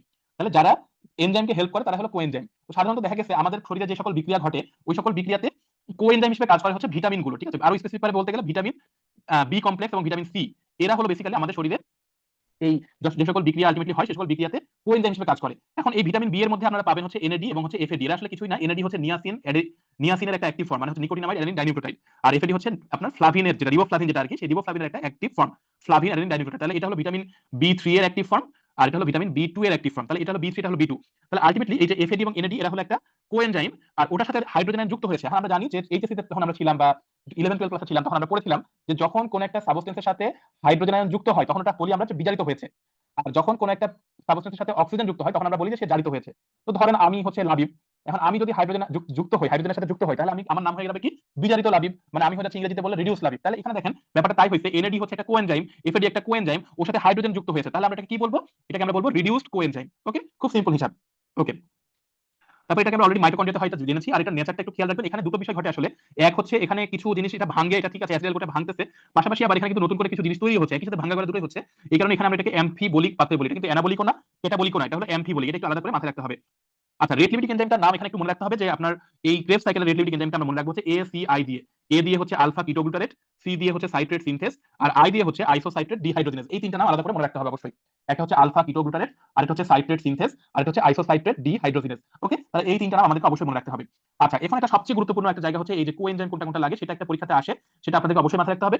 তাহলে কোএনজাইম লাগে হচ্ছে আমরা খুব সহজভাবে মনে রাখবো যে ভিটামিন ভিটামিন বি1, বি2, বি3, বি5, আর হচ্ছে আরেকটা হচ্ছে কি লাইপোইক অ্যাসিড। তাহলে দেখেন বি1, বি2, বি3, বি5, মানে 1 2 3 5 এভাবে আমরা মনে রাখবো। তাহলে দেখেন বি1 দিয়ে কি আছে? বি1 দিয়ে আছে হলো থায়ামিন পাইরোফসফেট। পরীক্ষাতে যে কোনো ভাবে আসতে পারে, ভিটামিন বি1 আসতে পারে, থায়ামিন পাইরোফসফেট দিতে পারে, থায়ামিন দিতে পারে, যে কোনোটা দিতে পারে, ঠিক আছে? আপনাদের যে কোনোটাই অ্যান্সার হবে কিন্তু। তাহলে টিপিপি বলতে আমরা বুঝি হলো কোনটা? টিপিপি বলতে আমরা বুঝি হলো ভিটামিন বি1 এর যে active form thymine pyrophosphate. NAD বলতে বুঝি হলো আমরা ভিটামিন বি3 এর অ্যাক্টিভ ফর্ম, মানে ভিটামিন বি3 এর অ্যাক্টিভ ফর্ম মানে নিকোটিনামাইড অ্যাডেনিন ডাইনিউক্লিওটাইড। এফএডি বলতে আমরা বুঝি হলো ভিটামিন বি2 বা ফ্লাভিন অ্যাডেনিন ডাইনিউক্লিওটাইড। আর এই যে কোএ যেটা, এই কোএটা হচ্ছে আপনার বেসিক্যালি ভিটামিন বি5 এর অ্যাক্টিভ ফর্ম, হ্যাঁ, কোএনজাইম এ। আর লাইপোইক অ্যাসিডটা এক্সট্রা মাথায় রাখবেন। তাহলে আমরা এখানে পরীক্ষাতে প্রশ্নটা এইভাবে আসতে পারে, which of the following vitamins R required in Krebs cycle. তাহলে আপনাদের অ্যান্সার হবে কি ভিটামিন বি1, বি2, বি3, বি5 এগুলো ট্রু দিবেন। আবার দেখা যাচ্ছে যে আপনার সরাসরি এখানে নামগুলো দিতে পারে, টিপিপি, এনএডি, এফএডি, কোএনজাইম এ, যেটাই আসুক না কেন আপনারা আশা করতেছি এটা দেখে অ্যান্সার করতে পারবেন। আচ্ছা, আর এখানে একটা জিনিস খেয়াল রাখবেন, এখানে 12টা এটিপি আলটিমেটলি হচ্ছে লাগে একটা অ্যাসিডাইল কোয়ের জন্য। আচ্ছা, টিসি সাইকেল কেন অ্যান্টিবলিক পাথওয়েটা পরীক্ষাতে ওভাবে আসে না, আপনারা একবার একটু রিডিং দিয়ে নিন, এটা বেশি ইম্পর্টেন্ট না, ঠিক আছে? আপনাদের বেসিক্যালি লাগবে হচ্ছে এখান থেকে এই যে কোএনজাইমের নামটা খুবই গুরুত্বপূর্ণ, রেট লিমিটিং এনজাইমের নামটা খুবই গুরুত্বপূর্ণ, ঠিক আছে? তাহলে রেট লিমিটিং এনজাইমের নামটা এসিআই দিয়ে মনে রাখবো, আলফা কিটোগ্লুটারেট, সাইট্রেট সিনথেস এবং আইসোসাইট্রেট ডিহাইড্রোজিনেজ। আর কোএনজাইম কি কি লাগে এটা মাথায় রাখবো, বি1, বি2, বি3, বি5 এভাবে মনে রাখবো, ঠিক আছে? আচ্ছা, আমি একটু বেশি ফাস্ট চলে যাচ্ছি, একটু ফাস্ট হলে বা বুঝতে সমস্যা হলে আমাকে কিন্তু জানাবেন আপনারা একটু, ঠিক আছে? কেউ একটু রেসপন্স করবেন কিনা? না ভাইয়া, ঠিক আছে। ওকে ওকে আপু, ঠিক আছে, থ্যাংক ইউ। আচ্ছা, গ্লুকোনোজেনেসিসে আসি এবার আমরা। দেখেন গ্লুকোনোজেনেসিসটা আপনার কিন্তু এবছর রেসিডেন্সিতে চলে আসছে, 2026 এর যে রেসিডেন্সি, সো এটা ইম্পর্টেন্ট আপনাদের জন্য, কিন্তু বেশ ভালো ইম্পর্টেন্ট বলতে গেলে। আচ্ছা, এখন গ্লুকোনোজেনেসিসের ক্ষেত্রে আমরা যেটা মাথায় রাখবো সেটা হচ্ছে যে এখান থেকে সাবস্ট্রেটের প্রশ্নটা আসতে পারে যে কি কি সাবস্ট্রেট গ্লুকোনোজেনেসিস করে। তো এই ধরনের বিক্রিয়াগুলো যখন আমি পড়বো বা পড়াবো তখন আমরা সবসময় মাথায় রাখবো যে বিক্রিয়ার নামটাকে আপনি সবসময় চিন্তা করবেন। আপনারা যাদের একটু হয়তো দেরি করে শুরু করেছেন বা একটু হয়তো লাস্টের দিকে ক্লামজি লাগতেছে, আপনারা যারা ম্যাক্সিমাম এটা খুবই সহজেই জানেন পারেন, তাদের জন্য না, যারা হয়তো একটু দেরি করে শুরু করেছেন, একটু ক্লামজি লাগে, তাদের জন্য কি বলতেছি, আপনারা আগে বিক্রিয়াটাকে মানে নামটাকে চিন্তা করবেন সবসময়, ঠিক আছে? নামটা চিন্তা করলে এটা আপনাকে ক্লু দিবে। যেমন গ্লুকোনিওজেনেসিস, এখন নিও মানে হচ্ছে নতুন, আর গ্লুকো মানে কি গ্লুকোজ, আর জেনেসিস মানে হচ্ছে তৈরি করা। তার মানে কি জিনিসটা দাঁড়াচ্ছে এটাই যে নতুন নতুন সোর্স থেকে আমরা গ্লুকোজ তৈরি করতেছি। নতুন নতুন সোর্স মানে আপনার কার্বোহাইড্রেট বাদে অন্য যে সোর্স আছে সেই সকল সোর্স থেকে আমরা যখন গ্লুকোজ তৈরি করবো তখন ওটার নাম হচ্ছে গ্লুকোনিওজেনেসিস। তাহলে দেখেন এখানে সাবস্ট্রেট হিসেবে আছে কিন্তু অ্যামাইনো অ্যাসিড আছে, ল্যাকটেট আছে, গ্লিসারল আছে, পাইরুভেট আছে, এগুলো আসবে আর কি, এবং প্রোপিওনেট আসতে পারে, এই জিনিসগুলো আসতে পারে। কারণ দেখেন এগুলো কিন্তু সবই হচ্ছে কার্বোহাইড্রেট বহির্ভূত সাবস্ট্রেট মানে সোর্স। তো নতুন নতুন কার্বোহাইড্রেট বাদে অন্য সকল সোর্স থেকে আমরা যখন হচ্ছে তৈরি করবো সেটাকে আমরা বলবো হচ্ছে গ্লুকোনোজেনেসিস। এর মধ্যে আছে হলো amino acid, lactate, glycerol, propionate, pyruvate, এগুলো আসবে। ইন্টারমিডিয়েট পিসে থাকলে আলাদা করে পড়ার দরকার নেই, জাস্ট নামটা মনে রাখবেন, ইন্টারমিডিয়েট গুলো করতে পারে, কিন্তু কি কি ইন্টারমিডিয়েট সেটা আলাদা করে পড়ার দরকার নাই। আচ্ছা, এখন আসলে গ্লুকোজেনিক অ্যামিনো অ্যাসিডের একটু ঝামেলা আছে। গ্লুকোজেনিক অ্যামিনো অ্যাসিড বলতে আমরা কাদেরকে বুঝি? সাধারণত আমরা যেটা মনে রাখি যে অ্যামিনো অ্যাসিড হচ্ছে মেইনলি তিন রকম, একটা হচ্ছে মানে দুই রকম ফার্স্টে মনে রাখবে, একটা হচ্ছে গ্লুকোজেনিক, একটা হচ্ছে গ্লুকোজেনিক, আর একটা হচ্ছে কিটোজেনিক। একটা হচ্ছে গ্লুকোজেনিক আর একটা হচ্ছে কিটোজেনিক, ঠিক আছে? এখন কিটোজেনিক মানে তারা হচ্ছে সবসময় কিটোন বডি তৈরি করবে আর কি, কখনোই গ্লুকোজ তৈরি করতে পারে না। তাহলে এরকম কিটোজেনিক আছে দুইটা মাত্রা, একটা হচ্ছে লিউসিন আর একটা হচ্ছে লাইসিন। এরা হলো কখনোই গ্লুকোজ তৈরি করবে না, সবসময় হচ্ছে আলটিমেটলি আপনার কিটোন বডি তৈরি করবে। আর বাকি যে 18টা আছে এটা কোনো না কোনো ভাবে কোনো না কোনো ফর্মে আলটিমেটলি গ্লুকোজ তৈরি করতে পারে। এর মধ্যে 14টা হচ্ছে অ্যাবসলিউটলি গ্লুকোজেনিক, মানে এরা শুধুমাত্র গ্লুকোজই তৈরি করে, কখনো কিটোন বডি তৈরি করতে পারবে না। আর বাকি 4টা আছে যারা হলো কিটোন বডি এবং গ্লুকোজ দুটোই তৈরি করতে পারে। তো সহজভাবে এখানে মনে রাখবো যে লিউসিন আর লাইসিন থাকলে আলটিমেটলি তারা গ্লুকোনোজেনেসিস করতে পারবে না। এর বাইরে বাকি যত 18টা অ্যামিনো অ্যাসিড আছে সবাই আলটিমেটলি এই গ্লুকোনোজেনেসিসে অংশ নিতে পারবে বা গ্লুকোনোজেনেসিস করতে পারবে। এটা মাথায় রাখবেন একটু কষ্ট করে। আচ্ছা, এখন আসেন আমাদের হচ্ছে যে সাইটটা একটু চিন্তা করবো। সাইটটা হচ্ছে বেসিক্যালি লিভার এবং কিডনি, এই দুটো সাইটে এটা হয়। এটা একটু ব্যতিক্রম ধর্মী আর কি। সাধারণত আমাদের যে অন্য যেগুলো গ্লাইকোজেনেসিস, গ্লাইকোজেনোলাইসিস, এটা কিন্তু লিভার এবং মাসলে হয়, স্কেলেটাল মাসলে হয়। বাট এখানে এটা ব্যতিক্রম ধর্মী। এখানে আমাদের হচ্ছে কোথায় কোথায়, এখানে হচ্ছে হলো আলটিমেটলি আমাদের লিভার এবং কিডনিতে, ঠিক আছে। এবং এটা লিভারে মেজরিটি পোর্শন হয় 90%, 10% অনলি হয় হচ্ছে আপনার কিডনিতে। আচ্ছা, এখন রেট লিমিটিং এনজাইমের নামগুলো আমরা একটু মনে রাখতে পারি। রেট লিমিটিং এনজাইমের নামের মধ্যে সবচেয়ে গুরুত্বপূর্ণ হচ্ছে এই যে এইটা গ্লুকোজ 6 ফসফেটেসটা হচ্ছে গুরুত্বপূর্ণ। এবং এই যে গ্লুকোজ 6 ফসফেটেসটা থাকে হলো লিভার এবং কিডনিতে, এটা অন্য কোনো জায়গায় থাকে না। এই কারণে বেসিক্যালি লিভার এবং কিডনি বাদে অন্যান্য জায়গাতে কিন্তু এই বিক্রিয়াটা হয় না। তাহলে আপনাদের পরীক্ষাতে প্রশ্নটা এইভাবে ঘুরাই করতে পারে আবার, যে এই বিক্রিয়া কোথায় হয় না বলে বলতে পারে যে গ্লুকোজ 6 ফসফেটেস কোথায় কোথায় থাকে। তাহলে আপনি অ্যান্সার করতে পারবেন না। তখন আপনাকে খুব চট করে মাথায় রাখতে হবে যে গ্লুকোজ 6 ফসফেটেস এটা হলো আমার গ্লুকোনোজেনেসিস একটা রিঅ্যাকশন। তাহলে গ্লুকোনোজেনেসিস একটা রেট লিমিটিং এনজাইম। তাহলে গ্লুকোনোজেনেসিস হয় হচ্ছে আমার লিভার আর কিডনিতে, তার মানে এটা নিশ্চয়ই লিভার আর কিডনিতে থাকে, এই জন্য ওটা ওখানে হচ্ছে। ঠিক আছে, এভাবে একটু মাথায় রাখতে হবে আপনাকে। তাহলে পরীক্ষাতে প্রশ্নটা এইভাবে কিন্তু করে যে গ্লুকোজ 6 ফসফেটেস কোথায় কোথায় থাকে। তাহলে আপনি মাথায় রাখবেন যে কিডনি এবং লিভারে। আর এই রেট লিমিটিং এনজাইমটা মনে রাখার একটা সূত্র আমরা মনে রাখতে পারি, এটা হলো ফ্রি জিপি দিয়ে মনে রাখতে পারি। হ্যাঁ, ফ্রি জিপি। ফ্রি দিয়ে হচ্ছে ফ্রুক্টোজ 1,6 বিসফসফেট, আর জিপি একটা জি দিয়ে গ্লুকোজ 6 ফসফেট, আর দুইটা পি দিয়ে হচ্ছে পাইরুভেট কার্বক্সিলেজ এবং ফসফেনল পাইরুভেট কার্বক্সি কাইনেজ। এই কয়টা নাম একটু মনে রাখতে পারেন। আচ্ছা, এবার আসলে গ্লাইকোজেনেসিস এবং গ্লাইকোজেনোলাইসিস থেকে খুব বেশি কিছু লাগে না, জাস্ট হচ্ছে আপনারা মনে রাখবেন গ্লাইকোজেনেসিস মানে কি, জেনেসিস মানে বলেছে তৈরি করা, তাহলে গ্লাইকোজেনেসিস মানে গ্লাইকোজেন তৈরি করে। তাহলে এখানে রেট লিমিটিং এনজাইম কি হবে নিজেই বুঝতে পারতেছেন, গ্লাইকোজেন সিনথেজ হবে। আর এখানে দেখেন গ্লাইকোজেনোলাইসিস মানে ভাঙতেছে, তার মানে কি হবে গ্লাইকোজেন ফসফোরাইলেজ দিয়ে এটা ভাঙে। সাধারণত এখানে রেট লিমিটিং এনজাইমের নাম হচ্ছে গ্লাইকোজেন ফসফোরাইলেজ। আর এই দুটো রিঅ্যাকশন কোথায় হয় বললাম একটু আগে, লিভার এবং স্কেলিটাল মাসল, এই দুটো জায়গাতে হয়। ঠিক আছে, লিভার এবং স্কেলিটাল মাসলে হয়। ঠিক আছে। আচ্ছা, এটা খুব বেশি আপনাদের লাগবে না, জাস্ট একটু একবার রিডিং দিন তাহলে বুঝতে পারবেন, এটা নিয়ে খুব একটা ঝামেলা নাই। আচ্ছা, এবার আসলে হচ্ছে আমরা একটা জিনিস একটু পড়ে দিই, সেটা হলো source and metabolic fates of pyruvate. This is very important. আমাদের পাইরুভেট, অ্যাসিটাইল কোয়ে আর প্রোটিনের মধ্যে আমরা পড়বো হচ্ছে অ্যামোনিয়া। এই তিনটার ফেট এবং সোর্স হচ্ছে খুবই গুরুত্বপূর্ণ। ঠিক আছে, পাইরুভেট, অ্যাসিটাইল কোয়ে এবং অ্যামোনিয়া, এই তিনটার ফেট এবং সোর্স হচ্ছে আমাদের জন্য খুবই গুরুত্বপূর্ণ। ঠিক আছে, এখন আসেন সোর্সের মধ্যে ফার্স্টে আমরা আসি। সোর্সে আসেন হচ্ছে আমাদের যেটা ফার্স্টে পাইরুভেটের সোর্স। পাইরুভেটের সোর্সটা আমরা মনে রাখবো হচ্ছে ল্যাগ দিয়ে। ঠিক আছে, পাইরুভেটের সোর্সটা আমরা মনে রাখবো হচ্ছে ল্যাগ দিয়ে। ঠিক আছে, ল্যাগের মধ্যে আবার আসবে হচ্ছে বেসিক্যালি ল্যাকটিক অ্যাসিড, অ্যালানিন এবং হচ্ছে গ্লুকোজ এবং হচ্ছে গ্লুকোজেনিক অ্যামাইনো অ্যাসিড। এখানেও ঠিক সেম, লিউসিন এবং লাইসিন বাদে যা আছে সব হবে। ঠিক আছে, লিউসিন এবং লাইসিন বাদে যা আছে সব আসবে এখানে, যেহেতু গ্লুকোজেনিক অ্যামাইনো অ্যাসিড বলতেছি আমরা। তাহলে এটা হলো ল্যাগ দিয়ে আমরা মাথায় রাখবো। ঠিক আছে, ল্যাগ, ল্যাকটিক অ্যাসিড, অ্যালানিন, গ্লুকোজ, আর এটা হচ্ছে আপনার গ্লুকোজেনিক অ্যামাইনো অ্যাসিড, মানে দুটো জি আসবে সোজা কথা। আর এই ক্ষেত্রে আমাদের একটা জিনিস খেয়াল রাখতে হবে, এখানে আমাদের হচ্ছে জাস্ট লাস্টে এ এবং ওটা এক্সট্রা আছে, তার মানে এখানে আলটিমেটলি এক্সট্রা কি কি আসতেছে, একটা হচ্ছে আপনার অ্যাসিটাইল কোয়ে আর একটা হচ্ছে অক্সাল অ্যাসিটিক অ্যাসিড। এই দুটো জিনিস আপনার হচ্ছে এক্সট্রা আসতেছে, যেটা কিনা আপনার সোর্সের মধ্যে ছিল না। তাহলে দেখেন আপনার সোর্স এবং ফেট কিন্তু পাইরুভেটের অলমোস্ট একই। ল্যাকটিক অ্যাসিড আছে, অ্যালানিন আছে এবং হচ্ছে গ্লুকোজ এবং গ্লুকোজেনিক অ্যামাইনো অ্যাসিড সেগুলো আছে। আর ফেটের মধ্যে গিয়ে আমরা জাস্ট দুটো জিনিস যোগ করতেছি, একটা হচ্ছে অ্যাসিটাইল কোয়ে আর একটা হচ্ছে অক্সালো অ্যাসিটিক অ্যাসিড। ওকে, তাহলে এটা আপনারা একটু জাস্ট পড়লে আপনি হয়তো মনে রাখতে পারবেন, একটু বারবার পড়তে হবে এটা। এরপর আসলে হচ্ছে আমাদের source and metabolic fates of acetyl CoA. This is also very important. তো এই যে আপনার অ্যাসিটাইল কোয়ে তৈরি হয়, অ্যাসিটাইল কোয়েটা মনে রাখবেন যে এটা বেসিক্যালি আমাদের যে খাবার খাই আমরা, তিন ধরনের খাবার খাই, তাই না? একটা কি কার্বোহাইড্রেট খাই, একটা হচ্ছে প্রোটিন খাই, আর একটা হচ্ছে ফ্যাট খাই। এখন এই যে তিনটা জিনিস, এই তিনটা জিনিসের সবচেয়ে ছোট একক যেটা, সেটা থেকে আলটিমেটলি এখানে এই অ্যাসিটাইল কোয়ে তৈরি হয়। যেমন আমাদের কার্বোহাইড্রেট খাই, ভাত খাই, বলতে ভাতটা সবচেয়ে শেষে যে কি হয়, কিসে কনভার্ট হয় একদম শেষ পর্যন্ত গিয়ে, আলটিমেটলি কিন্তু গ্লুকোজে কনভার্ট হয়, তাই না? তাহলে দেখেন গ্লুকোজ হচ্ছে আমাদের কার্বোহাইড্রেট মেটাবলিজমের সবচেয়ে ছোট একক। তাহলে আলটিমেটলি দেখেন এই গ্লুকোজটা থেকে আলটিমেটলি তৈরি হচ্ছে হলো এই অ্যাসিটাইল কোয়ে। আরেকটা হচ্ছে দেখেন ফ্যাটি অ্যাসিড। সাধারণত আমরা যেটা বলি যে ফ্যাট আমরা খাই, সেই ফ্যাটটা সবচেয়ে ছোট একক হচ্ছে ফ্যাটি অ্যাসিড। তাহলে সেই ফ্যাটি অ্যাসিড থেকে আলটিমেটলি হচ্ছে আবার প্রোটিনের সবচেয়ে ছোট একক হচ্ছে অ্যামিনো অ্যাসিড। এই অ্যামিনো অ্যাসিড থেকে আলটিমেটলি আপনার তৈরি হচ্ছে অ্যাসিটাইল কোয়ে। তার মানে দেখেন আমরা যা খাচ্ছি, ফ্যাট, প্রোটিন এবং কার্বোহাইড্রেট, সবগুলো সবচেয়ে ছোট একক যেগুলো আছে সেখান থেকে কিন্তু আলটিমেটলি আপনার এই অ্যাসিটাইল কোয়েটা তৈরি হচ্ছে।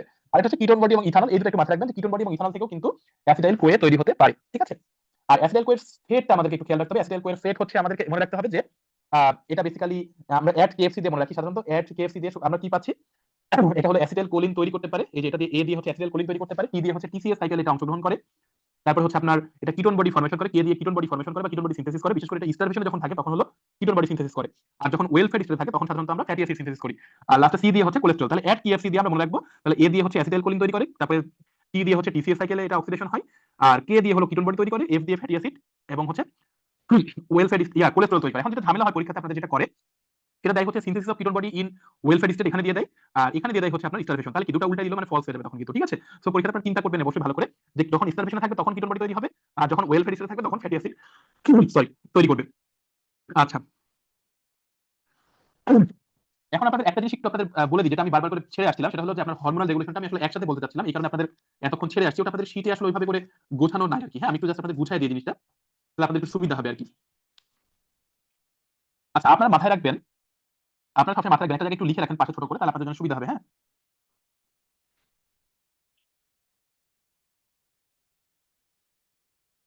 আচ্ছা, আমাদের সাধারণত একটা জিনিস খেয়াল রাখবেন যে আমাদের ব্লাড গ্লুকোজ কোনটা কোনটা বাড়ায়, কোন কোন রিঅ্যাকশন আমাদের ব্লাড গ্লুকোজ বাড়ায়, আর কোন কোন রিঅ্যাকশন আমাদের ব্লাড গ্লুকোজ কমায়। ঠিক আছে, তাহলে আমাদের রিঅ্যাকশনের মধ্যে দেখবেন গ্লুকোনিওজেনেসিস,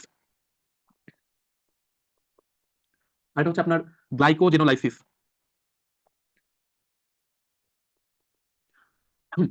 আচ্ছা বলেন তো এটা কি গ্লুকোজ বাড়ায় না কমায়? গ্লুকোনেজেনেসিস এবং গ্লাইকোজেনোলাইসিস ব্লাডে গ্লুকোজ বাড়ায় না কমায়? বলেন তো। বাড়ায়। ভেরি গুড, বাড়ায়। তাহলে এটা হলো ব্লাডে গ্লুকোজ বাড়াবে। আর কমায় কারা কারা? ধরেন হচ্ছে যে গ্লাইকোজেনেসিস, তারপরে হচ্ছে আপনার টিসিএ সাইকেল। গ্লাইকোলাইসিস। হ্যাঁ, গ্লাইকোলাইসিস কি ভাই গ্লুকোজটা হচ্ছে কমাই দিবে না, গ্লুকোজটা ভাঙবে, তাহলে কি গ্লাইকোলাইসিস হচ্ছে গ্লুকোজ কমাই যাবে? আচ্ছা তাহলে গ্লাইকোলাইসিসও হবে। হ্যাঁ,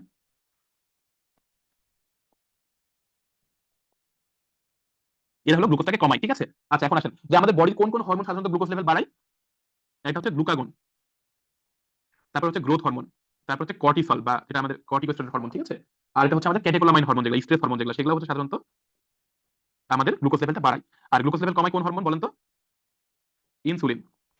আচ্ছা, এখন সহজভাবে চিন্তা করবেন যে এই যে গ্লুকাগন, হ্যাঁ গ্লুকাগন, গ্রোথ হরমোন এবং কর্টিসল, গ্যাটেকোলামাইন, এরা হচ্ছে ব্লাড গ্লুকোজ লেভেল বাড়ায়। আর গ্লাইকোজেনেসিস এবং গ্লাইকোজেনোলাইসিস এবং গ্লুকোনেজেনেসিস এরা হলো ব্লাড গ্লুকোজ বাড়ায়। তাহলে আলটিমেটলি কথাটা কি দাঁড়াচ্ছে? এই চারটা হরমোন এই দুটো রিঅ্যাকশনকে স্টিমুলেট করে। কথাটা কি সত্য না মিথ্যা হবে তাহলে?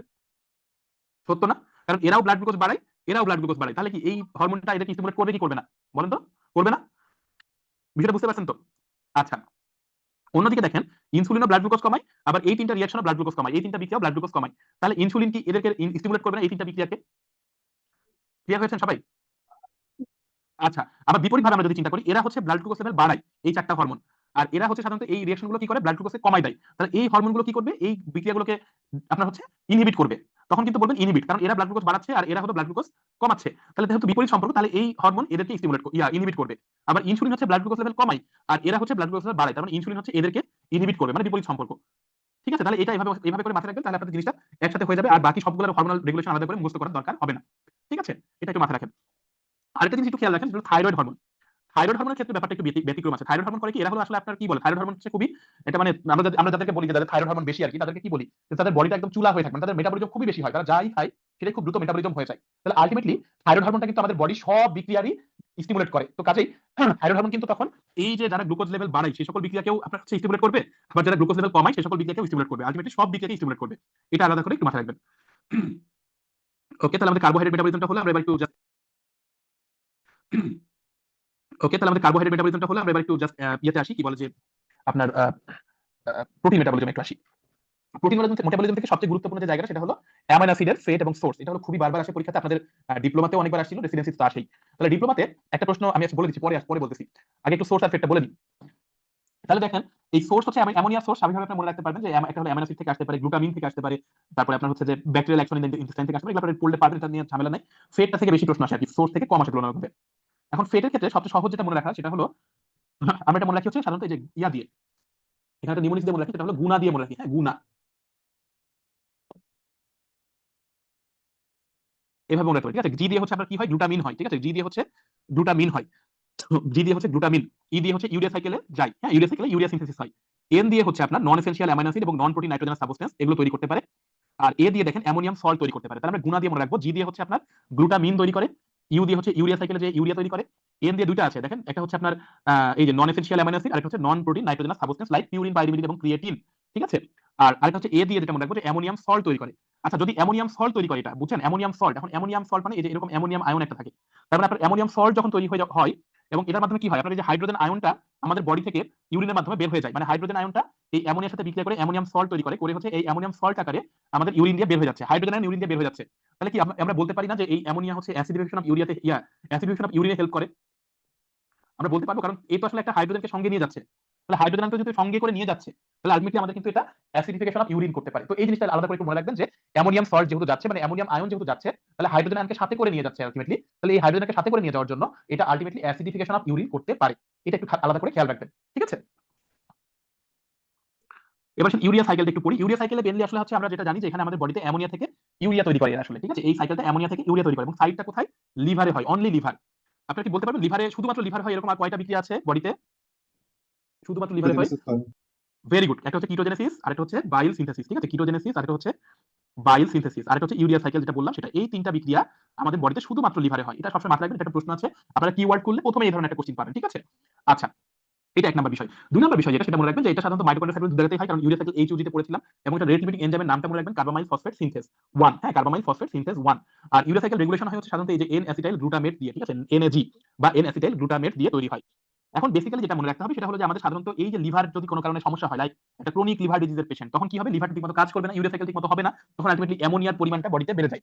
এবং অ্যামোনিয়া হচ্ছে একটা টক্সিক সাবস্টেন্স, ঠিক আছে, অ্যামোনিয়া একটা টক্সিক সাবস্টেন্স। তাহলে অ্যামোনিয়ার পরিমাণ বেড়ে গেলে তখন আমাদের ওই যে আপনার হেপাটিক এনকেফালোপ্যাথি যে সকল ফিচার ডেভেলপ করে সেগুলো হয় আলটিমেটলি, ঠিক আছে। হেপাটিক এনকেফালোপ্যাথিতে কি হয়, আপনার ওই যে ব্রেনে আলটিমেটলি আপনার কি হবে, পেশেন্ট একটু ড্রাউজি হবে, অল্টার্ড স্লিপ হয়, তাই না। তারপরে হচ্ছে আপনার ফ্ল্যাপিং ট্রেমর ডেভেলপ করতে পারে। এই সকল যে সকল সিম্পটম আমরা পাই সাধারণত একটা ইয়ার পেশেন্ট, সিএলডি পেশেন্টের, সেই সিম্পটমগুলো আমাদের একটু পড়তে হবে যে অ্যামোনিয়ার টক্সিফিকেশন হলে তখন আপনার কি কি সিম্পটম হতে পারে, সেই জিনিসগুলো আপনারা একটু আলাদা করে দেখতে পারেন। এবিসিতে আছে, একসময় একটু যদি সুযোগ থাকে, সময় থাকে, খুলে এক নজর দেখে নিতে পারেন আর কি, ঠিক আছে। ও আচ্ছা, আরেকটা জিনিস একটু বলতে চাইছিলাম, যেটা এখানে বলতে ভুলে গেছি।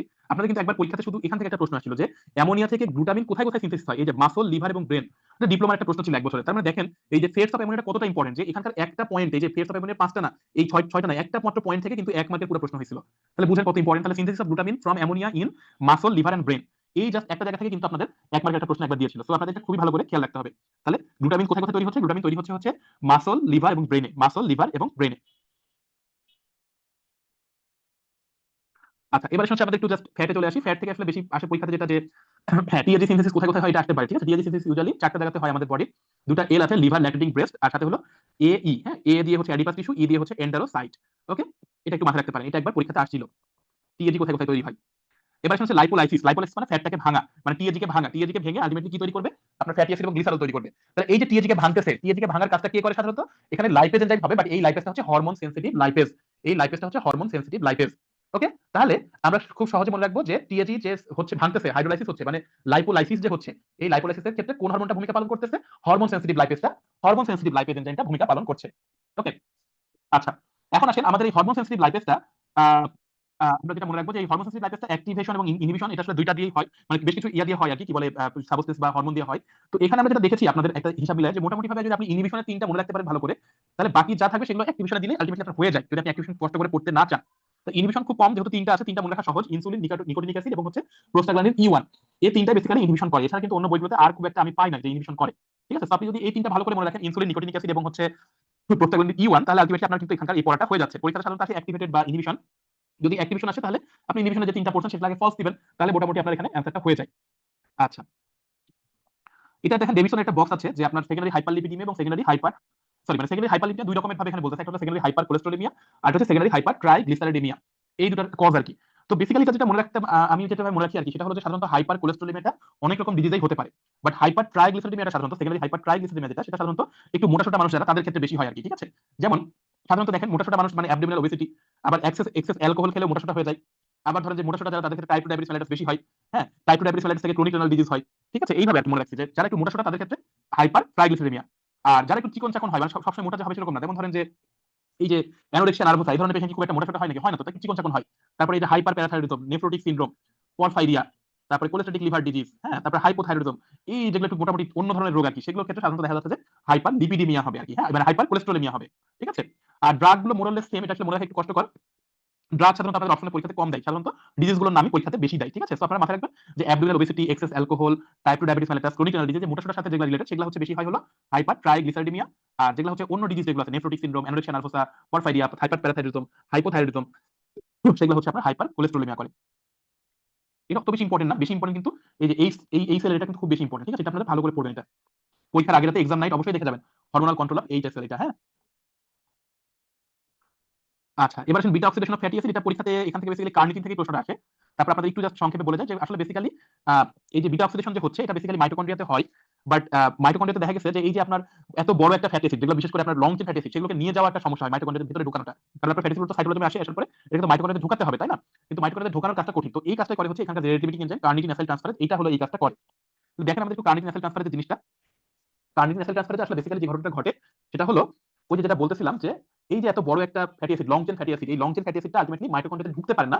এই মাইটোকন্ড্রিয়াতে ঢোকানোর যে কাজটা, সেটাই হলো আসলে বেসিক্যালি এই কার্নিটিন অ্যাসাইল ট্রান্সফারেজটা করে।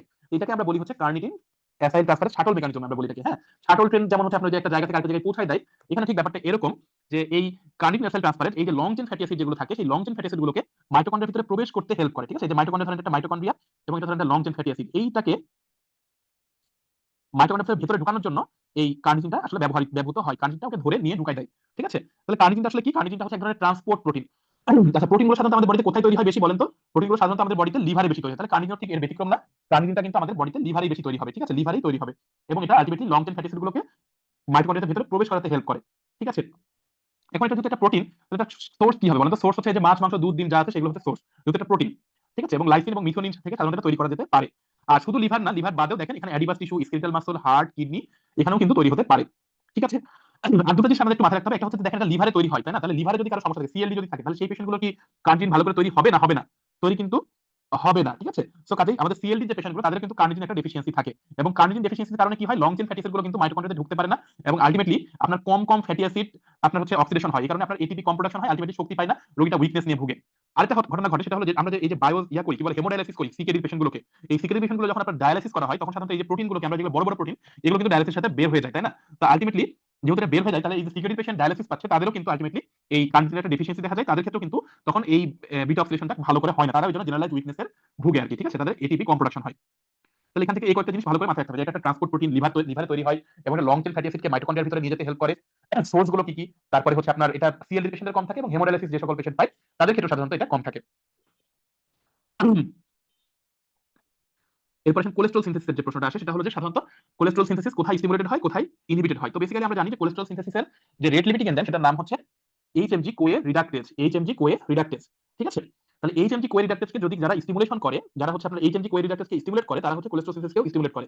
আর যারা হচ্ছে এই এইচএমজি কোয়ে রিডাকটেজকে ইনহিবিট করে, তারা কিন্তু কোলেস্ট্রল সিনথেসিসকেও ইনহিবিট করে। তাহলে আপনাদের প্রশ্নটা কিন্তু দুই ভাবে আসতে পারে, একটা হচ্ছে cholesterol synthesis is stimulated by, আবার প্রশ্নটা ঘুরে এভাবে করতে পারে যে এইচএমজি কোয়ে রিডাকটেজ স্টিমুলেটেড বাই। তাহলে আপনাদের দুটাই কিন্তু প্রিপারেশন রাখতে হবে পরীক্ষাতে। আসেন, এখন কিভাবে মনে রাখবো যে স্টিমুলেট কারা করে আর ইনহিবিট কারা করে? সহজ কথা মাথায় রাখবেন যে আমাদের যদি কারো ডায়েটরি কোলেস্ট্রল বেশি হয়, তাহলে তো তার বডিতে কোলেস্ট্রল এমনি বেশি আছে, তাই না? তাহলে কি তারা নতুন করে কোলেস্ট্রল তৈরি হওয়া মানে লাগবে? লাগবে না। তাহলে দেখেন ইনক্রিজ ডায়েটরি কোলেস্ট্রল আলটিমেটলি কিন্তু ওখানে ইনহিবিট করবে। আর যদি কারো ডায়েটরি কোলেস্ট্রল কম খায়, মানে বডির বাইরে থেকে কোলেস্ট্রল কম খাচ্ছে, খাবারের মাধ্যমে কোলেস্ট্রল কম খাচ্ছে, তাহলে কিন্তু তার বডিতে কোলেস্ট্রল কম, তখন কিন্তু তাকে স্টিমুলেট করতে হবে, ঠিক আছে? তারপর দেখেন একজন যদি খাবার দাবার ভালো খায়, ধরেন যে ভাতটা বেশি করে খাচ্ছে, ওয়েল ফ্যাটিসে থাকে, তখন কি তার হচ্ছে বডিতে ওই জিনিসগুলো থেকে আলটিমেটলি কোলেস্ট্রল তখন বেশি বেশি করে তৈরি হবে, ঠিক আছে? আচ্ছা, অন্যদিকে দেখেন এখানে আমরা যে ওই যে হাইপার কোলেস্ট্রলিক ড্রাগ ইউজ করি, দুইটা নাম বলেন তো হাইপার কোলেস্ট্রলিক ড্রাগের। হাইপার কোলেস্ট্রলিক ড্রাগ মানে লিপিড লোয়ারিং এজেন্ট আমরা ব্যবহার করি না, দুই একটা, আপনার অ্যাটোরভাস্টাটিন, রোসুভাস্টাটিন, এগুলো আমরা ব্যবহার করি। তাহলে এই যে এই ড্রাগগুলো, এরা কিন্তু আলটিমেটলি আপনার এই এটাকে ইনহিবিট করবে, কারণ হচ্ছে এটা কমাই দিবে, কোলেস্ট্রল কমাতে হবে। তাহলে কোলেস্ট্রল কমাতে হলে কোলেস্ট্রলের যে রেট লিমিটিং এনজাইম আছে সেই রেট লিমিটিং এনজাইমকে ইনহিবিট করতে হবে, ঠিক আছে? এটা সবসময় মাথায় রাখবেন। আরেকটা জিনিস হচ্ছে গ্লুকাগন এবং গ্লুকোকর্টিকয়েড, এরা কিন্তু হচ্ছে আপনার কোলেস্ট্রল লেভেলটাকে কমানোর চেষ্টা করে। অন্যদিকে ইনসুলিন, থাইরোক্সিন এগুলো কিন্তু হচ্ছে এই কোলেস্ট্রল লেভেলটাকে বাড়ায় দেয়। সো আলটিমেটলি এরা হচ্ছে স্টিমুলেট করে আর এরা হলো ইনহিবিট করবে, ঠিক আছে? কোলেস্ট্রল সিনথেসিস থেকে একটা জিনিস খেয়াল রাখবেন, তাহলে রেট লিমিটিং এনজাইম হচ্ছে এইচএমজি কোয়ে রিডাকটেজ, এটা ভেরি ইম্পর্টেন্ট। আর আরেকটা জিনিস এখান থেকে দরকার, সেটা হলো যে আমাদের এই কোলেস্ট্রল থেকে আর কি কি জিনিস তৈরি হয়? কোলেস্ট্রল থেকে আমাদের বডিতে এই কয়েকটা জিনিস তৈরি হয়, দেখেন corticosteroid, sex hormone, vitamin D, বাইল অ্যাসিড এবং বাইল সল্ট, এই কয়েকটা জিনিস হচ্ছে বেসিক্যালি আমাদের এই কোলেস্ট্রল থেকে তৈরি হয়। এটা পরীক্ষাতে কিন্তু লাগবে যে স্টেরয়েড থেকে আমাদের বডিতে আর কি কি জিনিস তৈরি হয়। আচ্ছা, তারপর দেখেন এই বক্সটা আমাদের জন্য খুবই গুরুত্বপূর্ণ, যে আমাদের লিপোপ্রোটিনের যে বক্সটা, এটা আমাদের পরীক্ষার জন্য একদম এক্সাম নাইট টপিক যেটা আমরা যদি বলি, তাহলে এটা একটা। এখান থেকে কি কি পড়বেন?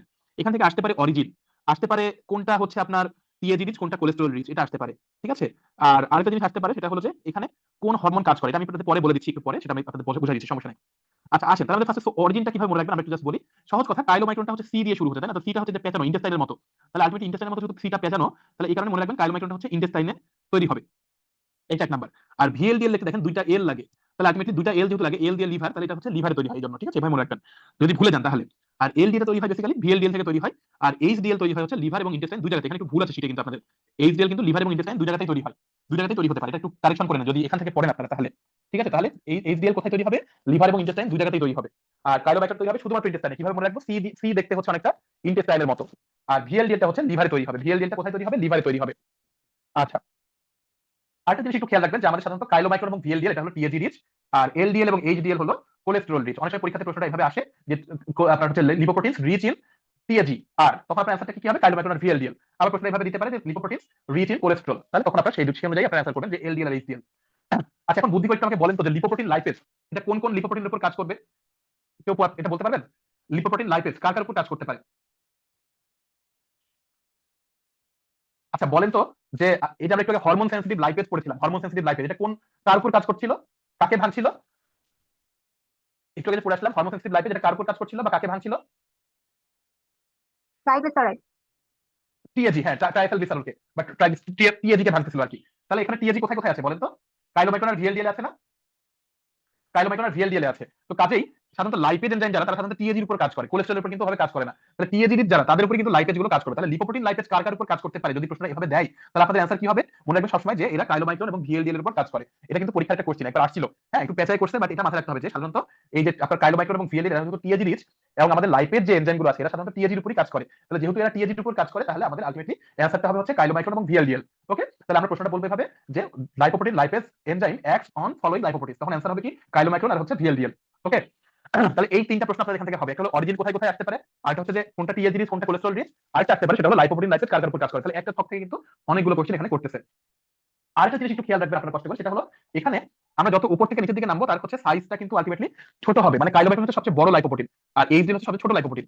ঠিক আছে, এখন ছোট জায়গাতে ঘনত্ব বেশি, তার মানে মনে রাখবো এইচডিএল হচ্ছে সবচেয়ে ঘনত্ব বেশি আর কাইলোমাইক্রন ঘনত্ব সবচেয়ে কম। মানে ঘনত্ব হচ্ছে উপরের দিকে উঠলে কমবে আর সাইজটা হলো যত নিচের দিকে নামবো তত কমবে। ঠিক আছে, আচ্ছা এইচডিএল এর ফাংশনটা আপনারা একবার একটু পড়ে নিন। ঠিক আছে, এটা আমি আর পড়াচ্ছি না কারণ এটা আপনারা সবাই পারেন, এটা নিয়ে আলাদা করে বলারও কিছু নাই আসলে। এরপর একটা হচ্ছে metabolic fuel of tissues. Metabolic fuel বলতে আমাদের সাধারণত ধরেন আমাদের একটা বাইক আছে, বাইকের সাধারণত ফুয়েল লাগে না, ওই যে কেরোসিন বা সরি বাইকে তো কেরোসিন ইউজ করি না আমরা, বাইকে পেট্রোল বা ডিজেল বা অকটেন কি দিয়ে চলে আর কি একটা জিনিস, সেটা দিয়ে আমরা ব্যবহার করি, সেটা হলো ফুয়েল। হ্যাঁ, এরকম আমাদের ব্রেনের বা আমাদের বডিতে অর্গানগুলো আছে তাদেরও বিভিন্ন রকম ফুয়েলের দরকার হয়। তো কোন কোন ফুয়েল আছে সেটার উপর ডিপেন্ড করে বেসিক্যালি হচ্ছে এটা আমরা করে থাকি। তাহলে খুবই সিম্পল হিসাব, মেটাবলিক ফুয়েলটা আমরা সাধারণত সবগুলোই লাগবে আপনাদের এখানে। ব্রেন কি কি আছে, স্কেলেটাল মাসল কি কি আছে, হার্টে কি কি আছে, লিভারে কি কি আছে, এগুলো বেসিক্যালি লাগে। তো এখানে সংক্ষেপে আপনারা এটা পড়তে পারেন আর কি,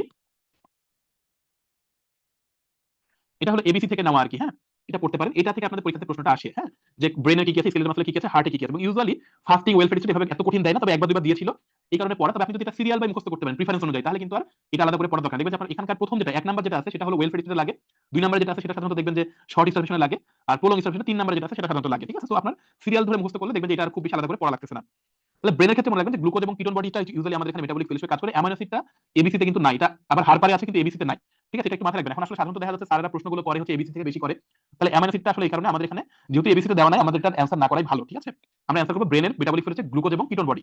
ঠিক আছে, এখন এখানে কথা আছে, প্রশ্নটা করার সময় একটু ঘুরিয়ে করে। কিটোন বডির জায়গায় দেখা যাচ্ছে কিটোন বডিগুলোর নাম দিয়ে দেয়। তাহলে কিটোন বডির নাম কি কি আছে? অ্যাসিটন, অ্যাসিটেট আর হচ্ছে বিটা হাইড্রক্সি বিউটারেট। আচ্ছা এখন বলেন তো ব্রেন অ্যাসিটনকে কিটোন বডি হিসেবে ইউজ করতে পারে, এটা কি ট্রু নাকি ফলস দিবেন? ব্রেন অ্যাসিটনকে কিটোন বডি হিসেবে ইউজ করতে পারে, এটা ট্রু দিবেন না ফলস দিবেন? এটা কিন্তু ফলস দিতে হবে। কারণ কি? কারণ হচ্ছে অ্যাসিডনটা হলো এটা কিটোন বডি ঠিক আছে, কিন্তু এটা একটা উদ্দায়ী সাবস্টেন্স। উদ্দায়ী, উদ্দায়ী মানে কি জানি? ভোলাটাইল, তাই না? ভোলাটাইল মানে হলো আমাদের এটা বাতাসের, এটা হলো শ্বাস প্রশ্বাসের সাথে কিন্তু বের হয়ে যায়। এই যে ডিকেয়ার পেশেন্ট এখানে ডায়াবেটিক কিটোসিডোসিস পেশেন্ট, তাদের বডিতে কিন্তু সবগুলো কিটোন বডি বেশি তৈরি হয়, অ্যাসিটন বেশি তৈরি হয়, অ্যাসিটেট বেশি তৈরি হয়, বিটা হাইড্রক্সি বিউটারেট বেশি তৈরি হয়। কিন্তু আলটিমেটলি আপনি যখন পেশেন্টের পাশে যান তখন কিন্তু শুধুমাত্র অ্যাসিটনের গন্ধ পান, মানে অ্যাসিটন ব্রেথ পান। তখন কিন্তু আপনি বলেন না যে আমি অ্যাসিটেট ব্রেথ পাইছি, আমি বিটা হাইড্রক্সি বিউটারেট ব্রেথ পাইছি, আপনি বলেন আমি অ্যাসিটন ব্রেথ হচ্ছে পেশেন্টের, মানে আপনি অ্যাসিটনের একটা মিষ্টি গন্ধ আছে ওই গন্ধটা আপনি পান। তাহলে এই যে অ্যাসিটনটা উদ্দায়ী দেখে এটা শ্বাস প্রশ্বাসের সাথে বের হয়ে আসে, এটা কিন্তু ব্লাডে ওইভাবে থাকে না।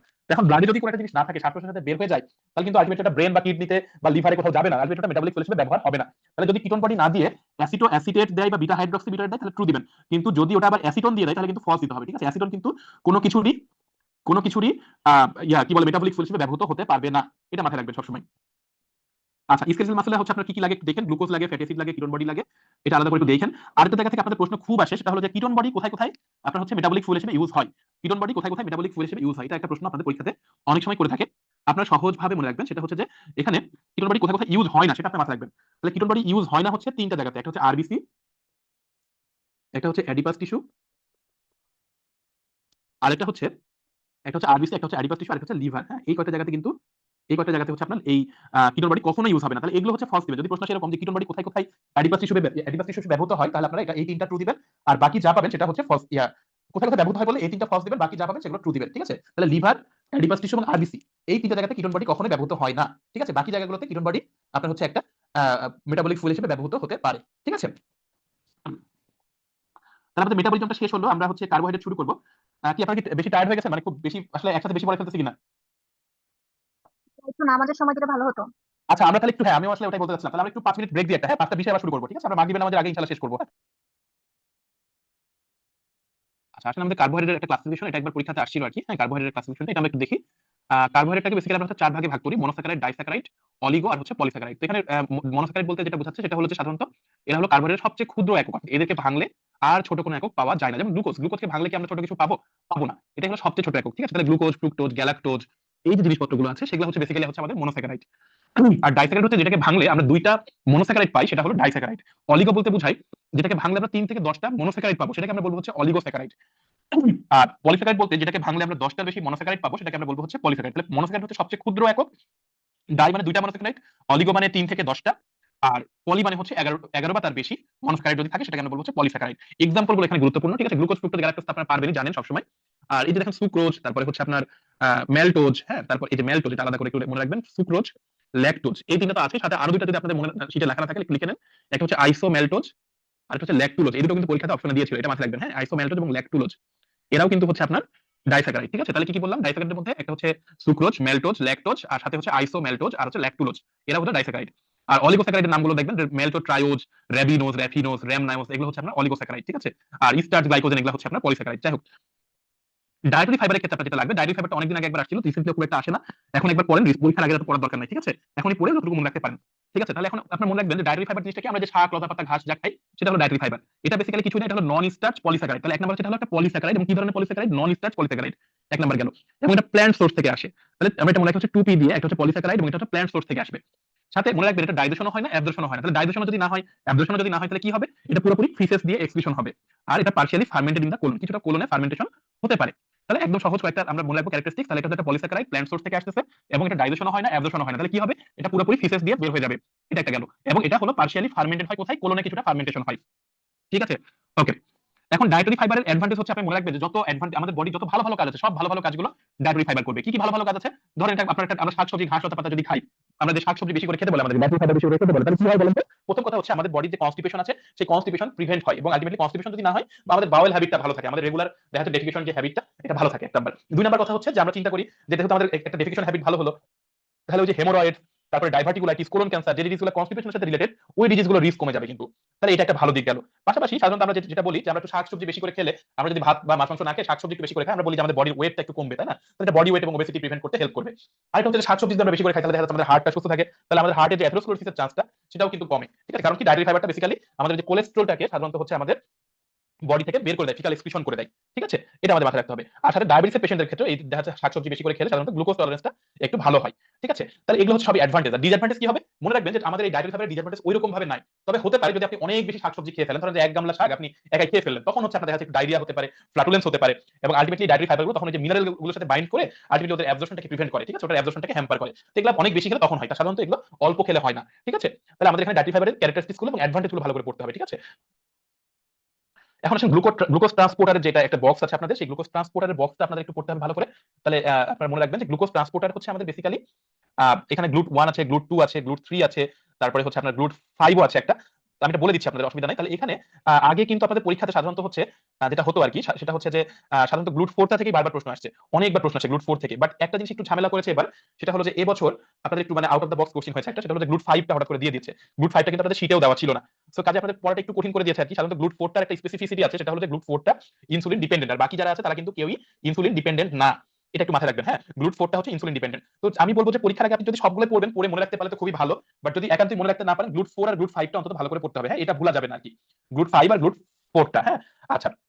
তো আপনাদের আগে একটু বলে দিই যে গ্লুট 5 এর পাশে একটু লিখে রাখেন। গ্লুট 5 হলো, গ্লুট 5 থাকে হচ্ছে কোথায় কোথায়? গ্লুট 5 থাকে হচ্ছে স্মল ইন্টেস্টাইন আর হলো টেস্টিসে, ঠিক আছে? স্মল ইন্টেস্টাইন আর টেস্টিসে এটা থাকে। আর এটা পাশে লিখে রাখেন গ্লুট 4, এখানে একটু ছুটে গেছে মনে হয় দেখো কথাটা। তাহলে গ্লুট 4 থাকে হচ্ছে স্কেলেটাল মাসল, কার্ডিয়াক মাসল এবং অ্যাডিপাস টিস্যুতে। স্কেলেটাল মাসল, কার্ডিয়াক মাসল এবং অ্যাডিপাস টিস্যুতে। আর এটা যেটা বললাম যে গ্লুট 4 টা কিন্তু ইনসুলিন ডিপেন্ডেন্ট, মানে ইনসুলিন দরকার হয় এই সকল জায়গাতে গ্লুকোজ ট্রান্সপোর্টের জন্য ইনসুলিন দরকার হয়। তাহলে পরীক্ষাতে সাধারণত প্রশ্নটা আসে ভাবে যে গ্লুট 4 কোথায় কোথায় থাকে বা গ্লুট 5 কোথায় কোথায় থাকে, এভাবে একটা প্রশ্ন আসতে পারে। আরেকটা প্রশ্ন আসতে পারে এভাবে যে কোথায় কোথায় গ্লুকোজের ট্রান্সপোর্টের জন্য ইনসুলিন দরকার হয়। তার মানে গ্লুট 4 যেখানে যেখানে আছে সেখানে সেখানে ইনসুলিন দরকার হবে। তার মানে দেখেন স্কেলেটাল মাসল, কার্ডিয়াক মাসল এবং হচ্ছে অ্যাডিপাস টিস্যু, এই জায়গাগুলোতে আলটিমেটলি আপনার যখন আপনি গ্লুকোজ ট্রান্সপোর্ট করবেন তখন আলটিমেটলি ইনসুলিনের দরকার হবে। প্রশ্নটা এভাবেও করতে পারে, ঠিক আছে? তাহলে এখানে দুটো জিনিস আমরা শিখলাম। এক নাম্বার হচ্ছে গ্লুট 4 আর গ্লুট 5 কোথায় কোথায় থাকে সেটা পড়তে হবে। আর এটা হচ্ছে যে পড়লাম যে গ্লুট 4 টা হলো ইনসুলিন ডিপেন্ডেন্ট, কাজে গ্লুট 4 যেখানে যেখানে থাকে সেখানে সেখানে আপনার আলটিমেটলি গ্লুকোজের ট্রান্সপোর্টের জন্য ইনসুলিন লাগবে, ঠিক আছে? ওকে। এবার আসলে ফ্যাটি অ্যাসিড নিয়ে আমরা একটু কথাবার্তা বলি। ফ্যাটি অ্যাসিডের ক্ষেত্রে আমরা যেটা জানি যে ফ্যাটি অ্যাসিড আপনারা যখন ইন্টারমিডিয়েট বা এইচএসসি তে যখন আপনারা পড়েছেন, তখন আপনারা সবাই কম বেশি ওই যে স্যাচুরেটেড আর আনস্যাচুরেটেড পড়েছেন, মানে সম্পৃক্ত হাইড্রোকার্বন আর হচ্ছে অসম্পৃক্ত হাইড্রোকার্বন। সম্পৃক্ত মানে স্যাচুরেটেড, এখন কথার অর্থ হলো ওখানে আর কোনো কিছু ঢোকানো সম্ভব না, তাই না? আমরা সাধারণত ওটাকে বলি সম্পৃক্ত। তো সম্পৃক্ত হাইড্রোকার্বন মানে বা সম্পৃক্ত ফ্যাট মানে যেখানে কার্বন কার্বন সকল বন্ধনই হচ্ছে একক বন্ধন, সবাই হচ্ছে কার্বন কার্বন সিঙ্গেল বন্ড, কোনো ডাবল বন্ড নাই, তারা হচ্ছে আপনার স্যাচুরেটেড ফ্যাটি অ্যাসিড। আর যেখানেই দেখবেন যে একটা বা একাধিক কার্বন কার্বন দ্বিবন্ধন বা ত্রিবন্ধন থাকবে, তখন ওটাকে আমরা বলবো হচ্ছে আনস্যাচুরেটেড ফ্যাট। তো সাধারণত আনস্যাচুরেটেড ফ্যাটটা হলো আমাদের শরীরের জন্য ভালো, আর স্যাচুরেটেড ফ্যাটটা হলো আমাদের বডির জন্য ক্ষতিকর, এটা মাথায় রাখবেন সবসময়। আনস্যাচুরেটেডটা হলো ভালো, ঠিক আছে? তাহলে সাধারণত যদি এখানে কার্বন কার্বন দ্বিবন্ধন বেশি থাকে সেটা আরো বেশি ভালো, ঠিক আছে? তো এটা এই কারণে দেখেন যেখানে কার্বন কার্বন একটা ডাবল বন্ড থাকে সেটাকে আমরা বলি হচ্ছে মনো আনস্যাচুরেটেড, আর কার্বন কার্বন দ্বিবন্ধন যদি একাধিক থাকে তখন এটাকে আমরা বলি হচ্ছে কি বলি, তখন আমরা বলি হচ্ছে পলি আনস্যাচুরেটেড। তো এই পলি আনস্যাচুরেটেড ফ্যাটি অ্যাসিড গুলো হচ্ছে সবচেয়ে ভালো আমাদের বডির জন্য, ঠিক আছে? এদেরকে খাওয়াটা উপকারী। তাহলে দেখেন পলি আনস্যাচুরেটেড ফ্যাটি অ্যাসিড কি আছে মাথায় রাখবেন, লিনোলেইক, লিনোলেনিক আর হলো অ্যারাকিডোনিক। লিনোলেইক, লিনোলেনিক আর হলো অ্যারাকিডোনিক, এটা হলো পলি আনস্যাচুরেটেড ফ্যাটি অ্যাসিড। এদেরকে আমরা বলি হচ্ছে এসেনশিয়াল ফ্যাটি অ্যাসিড, কারণ এদেরকে সাধারণত আমাদের বডিতে কম থাকে, বডিতে কম তৈরি হয়, এদেরকে বাইরে থেকে খাবার হিসেবে খেতে হয় আমাদেরকে, এই কারণে এদেরকে বলা হয় এসেনশিয়াল ফ্যাটি অ্যাসিড। তাহলে যাহাই পলি আনস্যাচুরেটেড ফ্যাটি অ্যাসিড তাহাই হচ্ছে কি এসেনশিয়াল ফ্যাটি অ্যাসিড, কথা মনে থাকবে? তাহলে পরীক্ষাতে যদি আপনাদের পলি আনস্যাচুরেটেড ফ্যাটি অ্যাসিডের এক্সাম্পল দেয় তাহলে ওই লিনোলেনিক, লিনোলেইক আর অ্যারাকিডোনিক অ্যাসিড দাগাবেন। যদি পরীক্ষাতে এসেনশিয়াল ফ্যাটি অ্যাসিডের এক্সাম্পল দেয় তাও ওই লিনোলেনিক, লিনোলেইক আর অ্যারাকিডোনিক অ্যাসিড দাগাবেন, ঠিক আছে? আচ্ছা, সাথে সাথে দেখেন এখানে এসেনশিয়াল অ্যামাইনো অ্যাসিডের একটা এক্সাম্পল দেওয়া হয়েছে কতগুলো। সাধারণত এই অ্যামাইনো অ্যাসিডগুলো আমাদের বডিতে সরাসরি থাকে না, এদেরকে আমাদের বাইরে থেকে খাবার হিসেবে গ্রহণ করতে হয়। তাহলে এরাই হলো আপনার এসেনশিয়াল অ্যামাইনো অ্যাসিড। এমটিপি পিল দিয়ে মনে রাখবেন, ঠিক আছে? এমটিপি পিল দিয়ে। তাহলে এখানে একটা জায়গায় আপনাদের ঝামেলা হবে, সেটা আপনাদের বলে দিই, সেটা হচ্ছে এই যে থ্রিওনিন আছে না, থ্রিওনিন টি দিয়ে। আচ্ছা, এখানে আপনাদের পরীক্ষাতে দিবে টাইরোসিন, দেখেন টাইরোসিন কিন্তু নাই, ঠিক আছে? তাহলে দেখেন টি দিয়ে দুইটা আছে, একটা হচ্ছে থ্রিওনিন আর একটা হচ্ছে ট্রিপ্টোফ্যান, কিন্তু টাইরোসিনটা কিন্তু ফলস, টাইরোসিনটা হচ্ছে নন এসেনশিয়াল, ঠিক আছে? টাইরোসিনটা হচ্ছে নন এসেনশিয়াল, বাট থ্রিওনিন আর ট্রিপ্টোফ্যানটা হচ্ছে এসেনশিয়াল। কিন্তু আপনাদের নিউমোনিক্সে টি দেখলে টাইরোসিনটা তখন ট্রু দিতে ইচ্ছা করবে, ঠিক আছে? এটা একটু আগেই বলে দিলাম, সতর্ক হয়ে যাবেন, ঠিক আছে? ওকে। আচ্ছা, এখন আসেন এই যে লিনোলেনিক, লিনোলেইক আর অ্যারাকিডোনিক, এগুলোর মধ্যে একটা হচ্ছে ওমেগা 3 আর বাকি দুটো হচ্ছে ওমেগা 6। কোনটা ওমেগা 3 এটা ভালো করে মাথায় রাখবেন, লিনোলেনিক, লেনিকটা হলো 3, ঠিক আছে? লেনিক হচ্ছে 3 আর লেইক আর অ্যারাকিডোনিকটা হচ্ছে 6, ঠিক আছে? এটা খুব ভালো করে মাথায় রাখবেন। যেটা বড় নাম লেনিক সেটা হলো 3, যদিও 3 সংখ্যায় ছোট কিন্তু নাম বড় আর কি, হ্যাঁ এভাবে মাথায় রাখবেন। লিনোলেনিক নামটা বড়, লেনিক এটা হলো 3 আর লিনোলেইক এটা হলো 6, ঠিক আছে? আচ্ছা, সোর্স অফ পুফা বা পলিআনস্যাচুরেটেড ফ্যাটি অ্যাসিড বা এসেনশিয়াল ফ্যাটি অ্যাসিড। এখন আপনাদের কি বললাম বলেন তো একটু আগে, যে ভালো যেগুলো তেল সেগুলো হচ্ছে কি ক্ষতিকর না উপকারী? মানে এসেনশিয়াল গুলো যেগুলো সেগুলো ভালো নাকি হচ্ছে আপনার ক্ষতিকর? ভালো, তাই না? পলিআনস্যাচুরেটেড ফ্যাটি অ্যাসিড গুলো হচ্ছে ভালো। তাহলে যেহেতু এরা ভালো, এখন আমরা সাধারণত ছোট থেকে কি শুনে আসছি বলেন তো, মাংসের যে চর্বি সেটা খারাপ, তাই না? আমরা সবসময় শুনে আসছি। আর যেগুলো উদ্ভিজ্জ তেল সেগুলো হচ্ছে ভালো, আমরা সবসময় ছোট থেকে এটা শুনে আসছি। আসলে ব্যাপারটা তাই যে মাংসের যে তেল বা চর্বি সেটাতে থাকে হচ্ছে বেসিক্যালি হচ্ছে আপনার সম্পৃক্ত হাইড্রোকার্বন, যেটা আমরা বললাম স্যাচুরেটেড ফ্যাট। তো এটা হলো ক্ষতিকর, তাহলে ওটা কিন্তু পুফার মধ্যে থাকবে না, ওটা হলো স্যাচুরেটেড ফ্যাট, ঠিক আছে? আর অন্যদিকে আমাদের যত ভেজিটেবল অয়েল আছে, লাইক আপনার সরিষার তেল, সয়াবিন তেল, সূর্যমুখী তেল, ক্যানুলা অয়েল, এই যে যত আপনার বাজারে তেল কিনি, সেই তেলগুলো সবই হচ্ছে আপনার বেসিক্যালি এই এসেনশিয়াল ফ্যাটি অ্যাসিড বা poly unsaturated fatty acid. But একটু ঝামেলা আছে, সেটা হলো বলেন তো, আমাদের মাংসের চর্বি আমরা যদি হচ্ছে শীতকালে রেখে দিই তাহলে জমে যায় না? জমে যায়। এখন তেলের মধ্যে কোন কোন তেল জমে যায় বলেন তো শীতকালে রেখে দিলে? আপনার মাথায় মানে যারা হচ্ছে ইয়ে আছে নাকি, আমরা সাধারণত ছেলেরাও দিই, অনেকে মেয়েরাও দেয়, যে নারকেল তেল, তাই না? আমরা শীতকালে দিতে থাকি, দিই আর কি মাথায়। তো দেখবেন যে শীতকালে যদি আপনি নারকেল তেল রেখে দেন, নারকেল তেলটা কিন্তু ওই যে মাংসের চর্বির মতো জমে যায়। তার মানে বুঝতে হবে যে এটাতে কাহিনী আছে। এটার কাহিনীটা হলো এরা হলো আলটিমেটলি সম্পৃক্ত হাইড্রোকার্বন, ওই যে আপনার মাংসের চর্বির মতো। এই কারণে শীতকালে রেখে দিলে জমে যায়। তাহলে যেগুলো জমে যায়, যেমন কোকোনাট অয়েল, তারপরে পাম অয়েল দিয়ে দেখবেন যে পাম অয়েলও কিন্তু শীতকালে জমে যায়, ঠিক আছে? পাম অয়েলটাও আসলে সম্পৃক্ত হাইড্রোকার্বন। তাহলে এই যে পাম অয়েল, কোকোনাট অয়েল, এরা হলো যদিও উদ্ভিজ্জ তেল কিন্তু এরা হচ্ছে সম্পৃক্ত হাইড্রোকার্বন, এই কারণে এরাও কিন্তু আপনার জমে যায় এবং এরা হলো ক্ষতিকর। সো এরা কিন্তু আপনার পুফা বা পলি আনস্যাচুরেটেড ফ্যাটি অ্যাসিড না, এরা বরং হচ্ছে এরা স্যাচুরেটেড ফ্যাটি অ্যাসিড, ওকে? আর বাকি যেগুলো বললাম যত তেল আছে, mustard oil, soybean oil, canola oil, sunflower oil, সব অয়েল হচ্ছে আপনার বাকিগুলো polyunsaturated fatty acid except coconut oil and palm oil. কিভাবে মনে রাখবেন? জমে যায়, জাস্ট একটা জিনিস মাথায় রাখবেন। এছাড়া দেখেন ফিশ অয়েল বা কড লিভার অয়েল, এগ ইয়ক, এগুলো সবই হচ্ছে আপনার আনস্যাচুরেটেড পলিআনস্যাচুরেটেড ফ্যাটি অ্যাসিড। এবার এখন ট্রান্স ফ্যাটি অ্যাসিড নিয়ে একটু কথা বলি। ট্রান্স ফ্যাটি অ্যাসিড নিয়ে খুব বেশি কিছু দরকার নেই। ট্রান্স ফ্যাটি অ্যাসিড থেকে কয়েকটা ইনফরমেশন মাথায় রাখবেন। ট্রান্স ফ্যাটি অ্যাসিড হচ্ছে যে ডালডা তৈরি করি আমরা, ডালডা বা ঘি তৈরি করি, ওই ডালডা হচ্ছে আপনার বেসিক্যালি ট্রান্স ফ্যাটি অ্যাসিড। এটা কিছুই না, আমরা সাধারণত প্ল্যান্ট সোর্স থেকে যে পলি আনস্যাচুরেটেড ফ্যাটি অ্যাসিডটা পাচ্ছি সেটাকে আমরা ল্যাবে নিয়ে যাচ্ছি। ল্যাবে নিয়ে গিয়ে ওটাকে আমরা একটা ভালো জিনিসকে খারাপ জিনিস বানাচ্ছি। কি খারাপ জিনিস বানাচ্ছি? ওটা ছিল পলি আনস্যাচুরেটেড বা আনস্যাচুরেটেড ফ্যাটি অ্যাসিড, ওটাকে আমরা অক্সিজেনেশন করতেছি বা সরি হাইড্রোলাইসিস করতেছি বা হাইড্রোজিনেশন করতেছি, মানে হাইড্রোজেন আয়ন যুক্ত করতেছি অথবা হাইড্রক্সিল গ্রুপ যুক্ত করতেছি। এই যে হাইড্রোলাইসিস বা হাইড্রোজিনেশন করতেছি, তাহলে আলটিমেটলি কি হচ্ছে, এটা আনস্যাচুরেটেড ছিল হয়ে যাচ্ছে স্যাচুরেটেড একটা জিনিস। তাহলে কি জিনিসটা খারাপ হয়ে গেল না?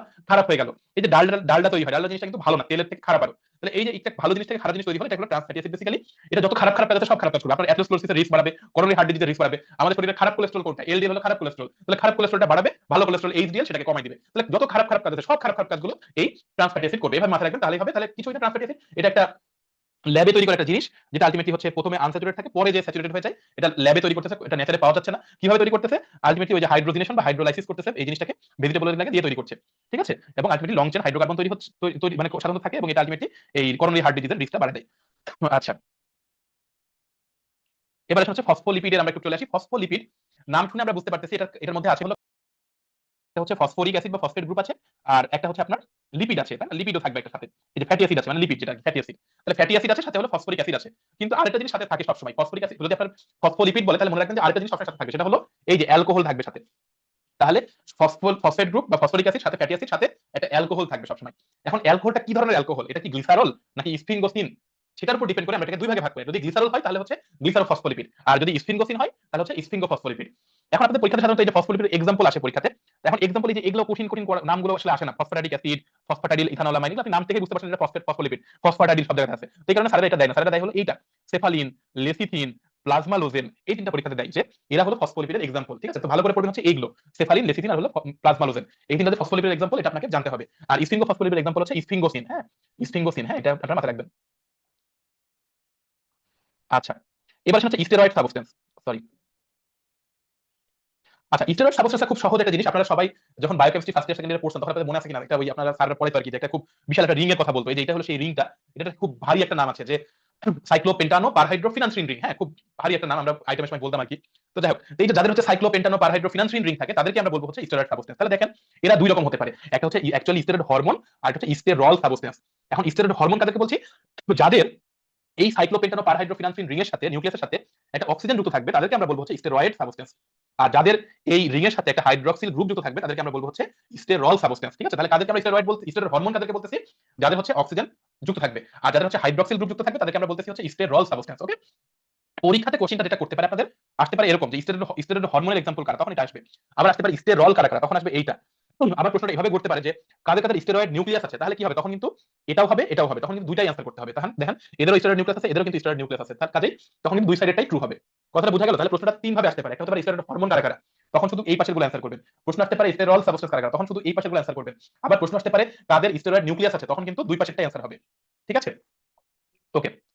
এখন আসেন, তাহলে আমাদের এখানে এক্সাম্পলগুলো আমরা একটু খেয়াল রাখবেন যে এখানে স্টেরয়েড হরমোন কারা কারা। সহজভাবে মনে রাখবেন যে আমাদের যত আপনার অ্যাড্রেনালের যত হরমোন আছে, লাইক আপনারা দেখেন কর্টিসল এবং অ্যালডোস্টেরন। অ্যাড্রেনালের যে কর্টেক্সের হরমোন, আসলে কথা কি মেডুলার হরমোন কিন্তু না, অ্যাড্রেনাল কর্টেক্সের হরমোন। ঠিক আছে, কর্টিসল এবং হচ্ছে অ্যালডোস্টেরন, তারা হচ্ছে আপনার স্টেরয়েড হরমোন। আর হচ্ছে আমাদের যেগুলো সেক্স হরমোন আছে, লাইক টেস্টোস্টেরন, প্রোজেস্টেরন এবং ইস্ট্রোজেন, এই তিনটা সেক্স হরমোন কিন্তু স্টেরয়েড হরমোন। তাহলে আমরা সহজভাবে এইভাবে মনে রাখবো যে অ্যাড্রেনাল কর্টেক্সের হরমোন আর হলো সেক্স হরমোন। আর এছাড়া একটা জিনিস মাথায় রাখবেন যে এফএসএইচ, এলএইচ, এগুলো কিন্তু মনে হতে পারে সেক্স হরমোনের সাথে রিলেটেড, বাট এরা কিন্তু পিটুইটারি থেকে আসে, তো কাজে এরা কিন্তু আপনার এখানে আসবে না। ঠিক আছে, আর এই স্টেরয়েড সাবস্টেন্সের এক্সাম্পলটা আমরা মনে রাখি সাধারণত কো কো কো দিয়ে। ঠিক আছে, কো কো কো কো কো কো মানে কি, কো দিয়ে কোলেস্টেরল, কো দিয়ে কোলিক অ্যাসিড, কোলিক অ্যাসিড আরেকটা নাম হচ্ছে বাইল অ্যাসিড, আরেকটা কো দিয়ে হচ্ছে কোলিক অ্যালসিফেরল, যেটা নাম আরেকটা নাম হচ্ছে ভিটামিন ডি। তাহলে আমরা কো কো কো কো দিয়ে মনে রাখবো, মানে কি কি বললাম, কোলেস্টেরল, কোলিক অ্যাসিড মানে বাইল অ্যাসিড, আর কোলিক অ্যালসিফেরল মানে হলো ভিটামিন ডি। ঠিক আছে, আচ্ছা। এখন ডিন্যাচুরেশন অফ প্রোটিনে আসেন। ডিন্যাচুরেশন অফ প্রোটিনের ক্ষেত্রে আমরা একটু জাস্ট স্ট্রাকচারটা একটু মনে রাখবো যে সাধারণত আমাদের প্রোটিনের স্ট্রাকচারটা হলো, আমাদের তিনটা স্ট্রাকচার, চারটা স্ট্রাকচার থাকে, প্রাইমারি, সেকেন্ডারি, কোয়াটারনারি, টারশিয়ারি।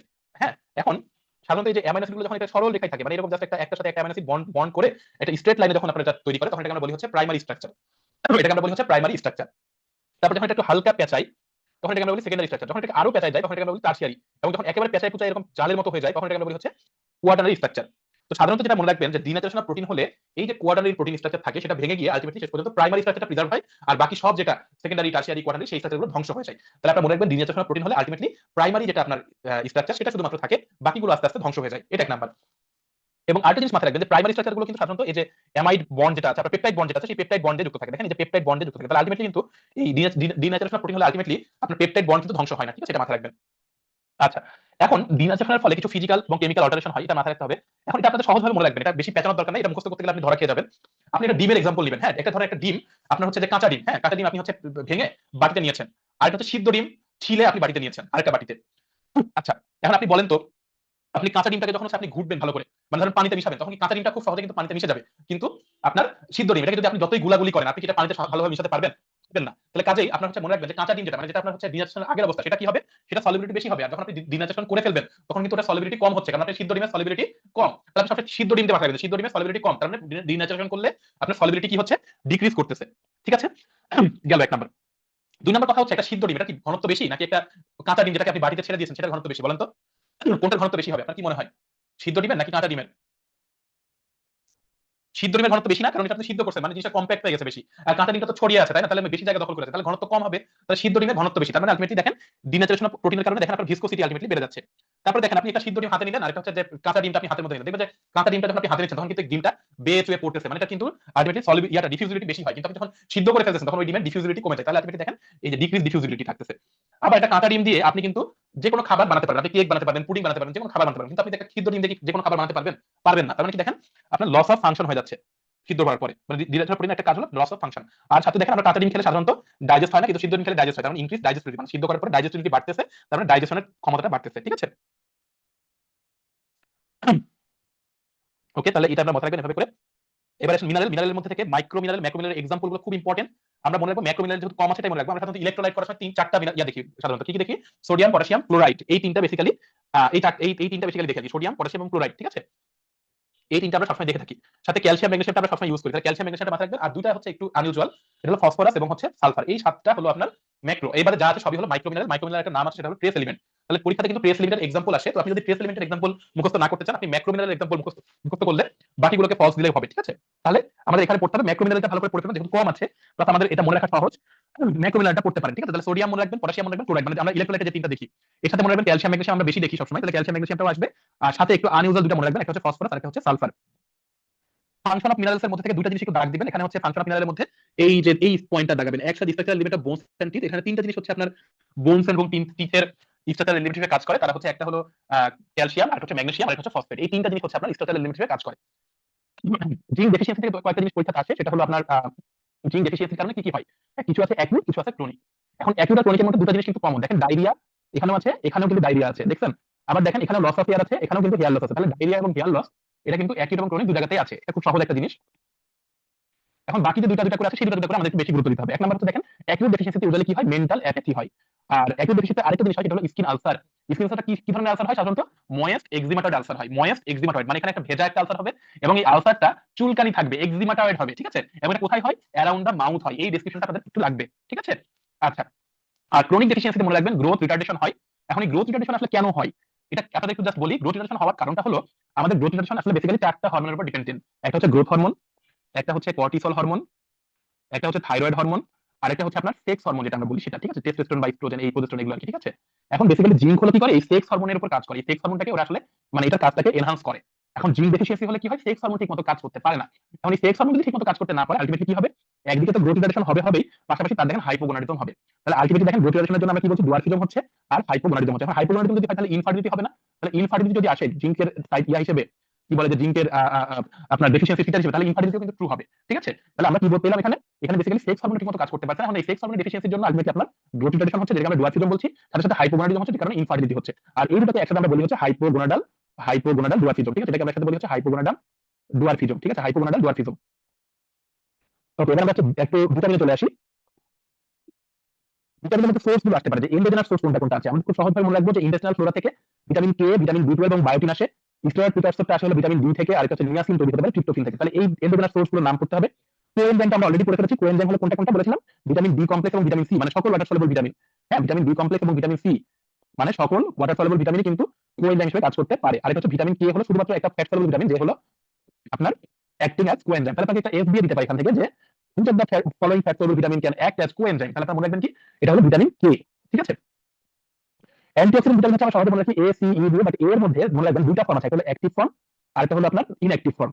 এর মধ্যে ইনঅ্যাক্টিভ যেটা মানে বিটা ক্যারোটিন, যেটা এই বিটা ক্যারোটিনটা বেসিক্যালি হচ্ছে অ্যান্টিঅক্সিডেন্ট হিসেবে কাজ করে। ঠিক আছে, এখানে কিন্তু আপনার যেটা আপনার অ্যাক্টিভ ফর্ম সেটা কিন্তু কাজ করে না। ঠিক আছে, সবসময় মনে রাখবেন বিটা ক্যারোটিনটা হলো অ্যান্টিঅক্সিডেন্ট। এখন যদি পরীক্ষাতে ভিটামিন এ আসে তাহলে আপনি অবশ্যই 2 দিবেন, কিন্তু ভিটামিন এ না দিয়ে যদি আপনার দেয় রেটিনাল বা রেটিনয়িক অ্যাসিড, তখন কিন্তু আপনার ফলস দিতে হবে। ঠিক আছে, তারপরে পেরিফেরাল নিউরোপ্যাথি কারা কারা করে আসেন, এটা হলো আমরা সহজে লিখি। আমরা সবাই হচ্ছে একটা জাতীয় ওষুধ আছে, যেটা হলো নিউরোবি। দেখছেন না সবাই? ধরেন হাতে পায়ে একটু যদি হচ্ছে ব্যথা নিয়ে আসে বা নিউরোপ্যাথিক পেন নিয়ে আসে, আমরা সাধারণত কি করি, আমরা নিউরো বি দিয়ে দিই। ঠিক আছে, নিউরো বি।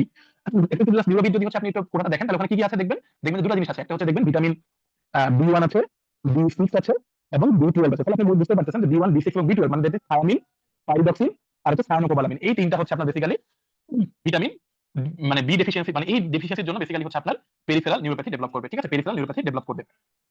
ওকে, তাহলে পেরিফেরাল নিউরোপ্যাথি হচ্ছে কি ডেফিসিয়েন্সির জন্য, ভিটামিন বি1 বি6 এবং বি12, 1 6 এবং 12 এর জন্য। ঠিক আছে, আচ্ছা। তারপর সার্কুলেটিং হোমোসিস্টিন লেভেল কারা কারা কমায়, এটা হচ্ছে ফলিক অ্যাসিড। এটা আমরা মনে রাখবো সহজভাবে 6 9 12 দিয়ে। ঠিক আছে, দেখেন 6 হলো ফলিক অ্যাসিড, সরি 6 হলো পাইরিডক্সিন, 9 হলো ফলিক অ্যাসিড আর 12 হলো মিথাইল কোবালামিন। তাহলে ভিটামিন বি6 বি9 আর বি12 এরা হলো বেসিক্যালি হোমোসিস্টিন লেভেলটা কমায় দেয়। ওকে, তাহলে 6 9 12 দিয়ে মনে রাখবেন, 6 9 12। হ্যাঁ, আর অ্যানিমিয়া কি কি কারণে হতে পারে দেখেন, আপনার ভিটামিন বি12 আর ফোলেট ডেফিসিয়েন্সির জন্য সাধারণত মেগালোব্লাস্টিক অ্যানিমিয়া হয়, ভিটামিন সি ডেফিসিয়েন্সির জন্য সাধারণত আয়রন ডেফিসিয়েন্সি অ্যানিমিয়া, আর ভিটামিন ই ডেফিসিয়েন্সির জন্য হেমোলাইটিক অ্যানিমিয়া। কেন হয় ভিটামিন সি ডেফিসিয়েন্সির জন্য, কেন হচ্ছে বলেন তো? কারণ হচ্ছে ভিটামিন সি ডেফিসিয়েন্সি যদি হয়, ভিটামিন সিটা হলো আয়রনকে ট্রান্সপোর্ট করতে হেল্প করে। এখন যেহেতু এটা আয়রনকে ট্রান্সপোর্ট করতে হেল্প করে, তাহলে আলটিমেটলি কি হবে বলেন তো? তাহলে আলটিমেটলি এটা কিন্তু আয়রনটাকে যদি এটা ডেফিসিয়েন্সি হয়, আয়রনের ট্রান্সপোর্টটা ঠিকমতো হবে না, তাহলে আলটিমেটলি কিন্তু এখানে সরি আয়রন অ্যাবজর্পশনে হেল্প করে। হ্যাঁ, আয়রন অ্যাবজর্পশনে হেল্প করে। এখন যেহেতু ভিটামিন সিটা যদি অ্যাবসেন্ট থাকে বা কম থাকে, তাহলে কিন্তু আয়রন অ্যাবজর্পশন হবে না, তাহলে ওখানে একটা আয়রন ডেফিসিয়েন্সি অ্যানিমিয়া চান্স থাকবে। ঠিক আছে, আচ্ছা। ভিটামিন এ থেকে যেটা বারবার করে বলতেছিলাম যে রেটিনল এগুলো হচ্ছে অ্যাক্টিভ ফর্ম, এটা কিন্তু আপনার না কি বলে যে আপনার হচ্ছে যে অ্যান্টিঅক্সিডেন্ট কাজ করবে, অ্যান্টিঅক্সিডেন্ট কাজ করবে যে প্রো ভিটামিন বা ইনঅ্যাক্টিভ যেটা সেটা হলো বিটা ক্যারোটিন, এটা হলো বেসিক্যালি আপনার কাজ করবে, ঠিক আছে। এখানে দুটো লাইন একটু ভালো করে পড়বেন, সেটা হলো যে বিটা ক্যারোটিন আপনার যে হার্ট অ্যাটাক, স্কিন এবং লাং ক্যান্সারের রিস্ক কমায়, এই লাইনটা দাগ দিবেন। আরেকটা কথা এখানে একটু পড়বেন, সেটা হলো যে এটা বেসিক্যালি পড়লে হবে, ঠিক আছে, যেটা হার্ট অ্যাটাক, স্কিন এবং লাং ক্যান্সারের রিস্ক কমায় দেয়। সোর্সটা পড়বেন, অ্যানিমাল সোর্স কি আছে, প্ল্যান্ট সোর্স কি আছে, ভিটামিন এ, এটা একটু দেখবেন। এটা স্টোরেজ হয় হচ্ছে লিভারে, ভিটামিন এ কিন্তু স্টোরেজ হয় হচ্ছে লিভারে। ডেফিসিয়েন্সির কারণে কি কি হয়, এক নম্বর হচ্ছে নাইট ব্লাইন্ডনেস হয়, নিকটালোপিয়া, হ্যাঁ নাইট ব্লাইন্ডনেস, মানে রাতের বেলা সে দেখতে পাবে না। এখানে বেসিক্যালি যে রোডোস্পিন নামক একটা প্রোটিন থাকে, এটা আলটিমেটলি কম তৈরি হয় ভিটামিন এ ডেফিসিয়েন্সির কারণে, এই কারণে নাইট ব্লাইন্ডনেসটা ডেভেলপ করে। সাথে সাথে যেটা হয় যে আলটিমেটলি যদি সিভিয়ার ডেফিসিয়েন্সি হয় তাহলে কর্নিয়াটা ড্রাই হয়ে যায়, ড্রাইনেস অফ দ্য কর্নিয়া এবং কর্নিয়া হয়। তো যখন শুকিয়ে যায় তখন এটা আমরা বলেছে জেরোথ্যালমিয়া, জেরো মানে শুকিয়ে যাওয়া, অপথ্যালমিয়া মানে চোখ, তার মানে চোখ শুকিয়ে যাচ্ছে, তার মানে কর্নিয়া শুকিয়ে যাচ্ছে, এক নম্বর কথা। এখন যখন এটা শুকিয়ে যাবে তখন কি হবে, আলটিমেটলি এখানে ঘর্ষণ হবে বা ফ্রিকশনের কারণে এখানে ইনজুরি হবে, এবং আমাদের যে কর্নিয়া যখন শুকিয়ে যায় তার মানে আলটিমেটলি ল্যাক্রিমাল যে টিস্যুগুলো ইয়েটা আসে সেটা আলটিমেটলি আসবে না, যার ফলে এখানে ব্যাকটেরিয়াল ইনফেকশন, ইনফ্লামেশন হওয়ার সম্ভাবনা অনেক বেশি হয়। এখন যখন ইনফেকশন হবে তখন আলটিমেটলি ইনফেকশন হলে আলসারেশন হবে, কর্নিয়াল আলসারেশন, এটাকে আমরা বলছি কেরাটোমেলাসিয়া। তাহলে আলসারেশন যে হলো সেটাকে আমরা বলছি কেরাটোমেলাসিয়া, এবং এই কেরাটোমেলাসিয়াটা আলটিমেটলি যখন ইনফেকশন হয়ে আলসারেশন হয়ে গেছে, এখন আলটিমেটলি এটা কি ফাইব্রোসিসের মাধ্যমে হিল হবে। এখন ফাইব্রোসিস হলে যেটা হয় ওখানে অনেক কোলাজেন টিস্যু ডিপোজিশন হয়, এখন এই কোলাজেন টিস্যু ডিপোজিশন হলে আলটিমেটলি কোলাজেন এটা একটা সলিড জিনিস, তাই না, ওখান থেকে কিন্তু লাইট ঠিকমতো পাস করতে পারবে না, এই কারণে ultimately scarring of the cornea হয়, আলটিমেটলি টোটাল ব্লাইন্ডনেস পর্যন্ত হতে পারে। তো দেখেন ভিটামিন ভিটামিন এ ডেফিসিয়েন্সি জন্য দেখেন আমার প্রথমে নাইট ব্লাইন্ডনেস হলো, তারপর চোখটা শুকিয়ে গেল যেটা আমরা জেরোথ্যালমিয়া, ইনফেকশন হয় কর্নিয়াল আলসারেশন হলো যেটা হচ্ছে কেরাটোমেলাসিয়া, এরপর আলটিমেটলি ফাইব্রোসিস হলো যে কোলাজেন ডিপোজিশন হলো, আলটিমেটলি টোটাল ব্লাইন্ডনেস এবং scarring of the cornea develop করবে। এখন একটা জিনিস মনে রাখবেন যে এটা সাধারণত যে ভিটামিন এ ডেফিসিয়েন্সি যদি হয় তাহলে সাধারণত এই সকল পেশেন্টগুলো সাধারণত যে গ্লুটারেটিভ ফাংশনটা কমে যায়, তাদের চামড়াটা ব্যাঙের চামড়ার মতো হয়ে যায়, আমরা বলি পেড স্কিনটা কেন হয়, কারণ কেরাটিনাইজেশন হয়, এপিথেলিয়াল সেলের কেরাটিনাইজেশন হয় এই কারণে হয়, ঠিক আছে, এপিথেলিয়াল সেলের কেরাটিনাইজেশন হয় এই কারণে হয়। আর আরেকটা হচ্ছে যে কোথায় কোথায় কেরাটিনাইজেশনটা হয়, সাধারণত আপনার স্কিনে হয়, গ্যাস্ট্রোইন্টেস্টাইনাল ট্র্যাক্টে হয়, ইউরিনারি ট্র্যাক্টে হয়, আর হচ্ছে রেসপিরেটরি ট্র্যাক্টে হয়, এই কয়েকটা জায়গাতে সাধারণত আপনার এই কেরাটিনাইজেশনটা হয়ে থাকে। টক্সিসিটি বলতে এটা একটু আলাদা করে পড়বেন, অপটিক সোয়েলিং, এটা একটা নাম আছে, মনে রাখবেন ইডিওপ্যাথিক ইন্ট্রাক্রেনিয়াল হাইপারটেনশন, বেবিসনের নিউরোলজিতে আছে, দেখবেন একটু, যেখানে সাধারণত পেশেন্টটা মাথা ব্যথা নিয়ে প্রেজেন্ট করে, এবং সাধারণত পেশেন্টরা আমরা ফান্ডোস্কোপি করলে প্যাপিলোডেমা পাই। তাহলে ইডিওপ্যাথিক ইন্ট্রাক্রেনিয়াল হাইপারটেনশনে কি কি ফিচার থাকে, হেডেক থাকে আর হচ্ছে প্যাপিলোডেমা থাকে। এটা নিয়ে অনেক সময় প্রশ্ন আসতে পারে যে একটা পেশেন্ট এরকম হেডেক নিয়ে আসছে, আপনি ইনহেলেশন করছেন করে প্যাপিলোডেমা পাইছেন, তাহলে কোন ভিটামিনের টক্সিসিটির জন্য এরকম হতে পারে, প্রশ্ন এইভাবে করতে পারে, এটা এসবি আসতে পারে এখান থেকে, ঠিক আছে।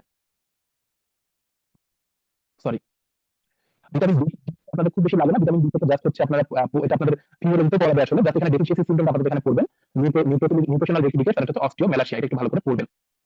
ভিটামিন কে থেকে যেটা লাগবে সেটা হলো vitamin K dependent blood clotting factor কি কি আছে, আমরা সবসময় জানি যে 2, 7, 9, 10 এই চারটা ফ্যাক্টর হচ্ছে আপনার basically vitamin K dependent clotting factor. Vitamin K dependent clotting factor তাহলে কি কি আছে, 2, 7, 9, 10, ঠিক আছে, এটা মাথায় রাখবেন। ভিটামিন ই থেকে কি হবে, ভিটামিন ই থেকে বেসিক্যালি ডেফিসিয়েন্সি দুধগুলো পড়বেন, সবসময় থাকবেন ভিটামিন ই ডেফিসিয়েন্সি যদি হয় তাহলে সাধারণত একটা পেশেন্টের হেমোলাইটিক অ্যানিমিয়া ডেভেলপ করে, সাধারণত সাথে নিউরোলজিক্যাল কিছু ডিসঅর্ডার, নিউরোলজিক্যাল ডিসঅর্ডার মধ্যে কি কি থাকে, অ্যাটাক্সিয়া নিয়ে পেশেন্টটা প্রেজেন্ট করতে পারে, হ্যাঁ অ্যাটাক্সিয়া, নিউরোপ্যাথি এগুলো থাকতে পারে পেশেন্টের, ঠিক আছে। তাহলে যখন হেমোলাইটিক অ্যানিমিয়া সাথে হলো আপনার নিউরোলজিক্যাল ডিসঅর্ডার থাকবে তখন এটাকে আমরা বলবো vitamin E deficiency feature. Vitamin C ফাংশনটা খুব ভালো করে আপনাদের করতে হবে, এখানে আমরা প্রথম একটা আপনাদের বলে দিচ্ছি, পরে বলছি, আগে 2 নাম্বার থেকে দেখেন, এটা আয়রন অ্যাবজর্পশনে হেল্প করে অলরেডি বলেছি আমি। পাশাপাশি দেখবেন যে এটা অ্যান্টিঅক্সিডেন্ট একটা রোল আছে, ভিটামিন এ, সি, ই তিনটাই বলেছি, এটা ক্যাটেকোলামিন সিনথেসিস করতে পারে। ক্যাটেকোলামিনের মধ্যে কি কি আছে, ক্যাটেকোলামিনের মধ্যে আছে হচ্ছে আপনার বেসিক্যালি দুটো জিনিস, একটা হচ্ছে ক্যাটেকোলামিনের মধ্যে বেসিক্যালি দুটো জিনিস আছে, একটা হচ্ছে কি বলছিলাম,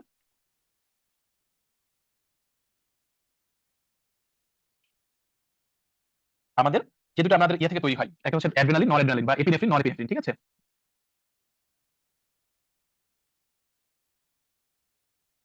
তারপর একটা দেখেন রিডিউস সিরাম কোলেস্টেরল, আর একটা হচ্ছে যে পার্টিসিপেশন স্টেরয়েড হরমোন সিনথেসিস, এগুলো তো আপনারা পড়লে পারবেন ইনশাআল্লাহ।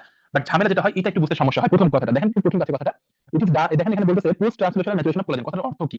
আমরা জানি যে সাধারণত আমরা যখন একটা ডিএনএ থেকে ডিএনএ তৈরি করি তখন এটাকে আমরা বলি হচ্ছে রেপ্লিকেশন, ঠিক আছে, এটাকে আমরা বলি হচ্ছে রেপ্লিকেশন।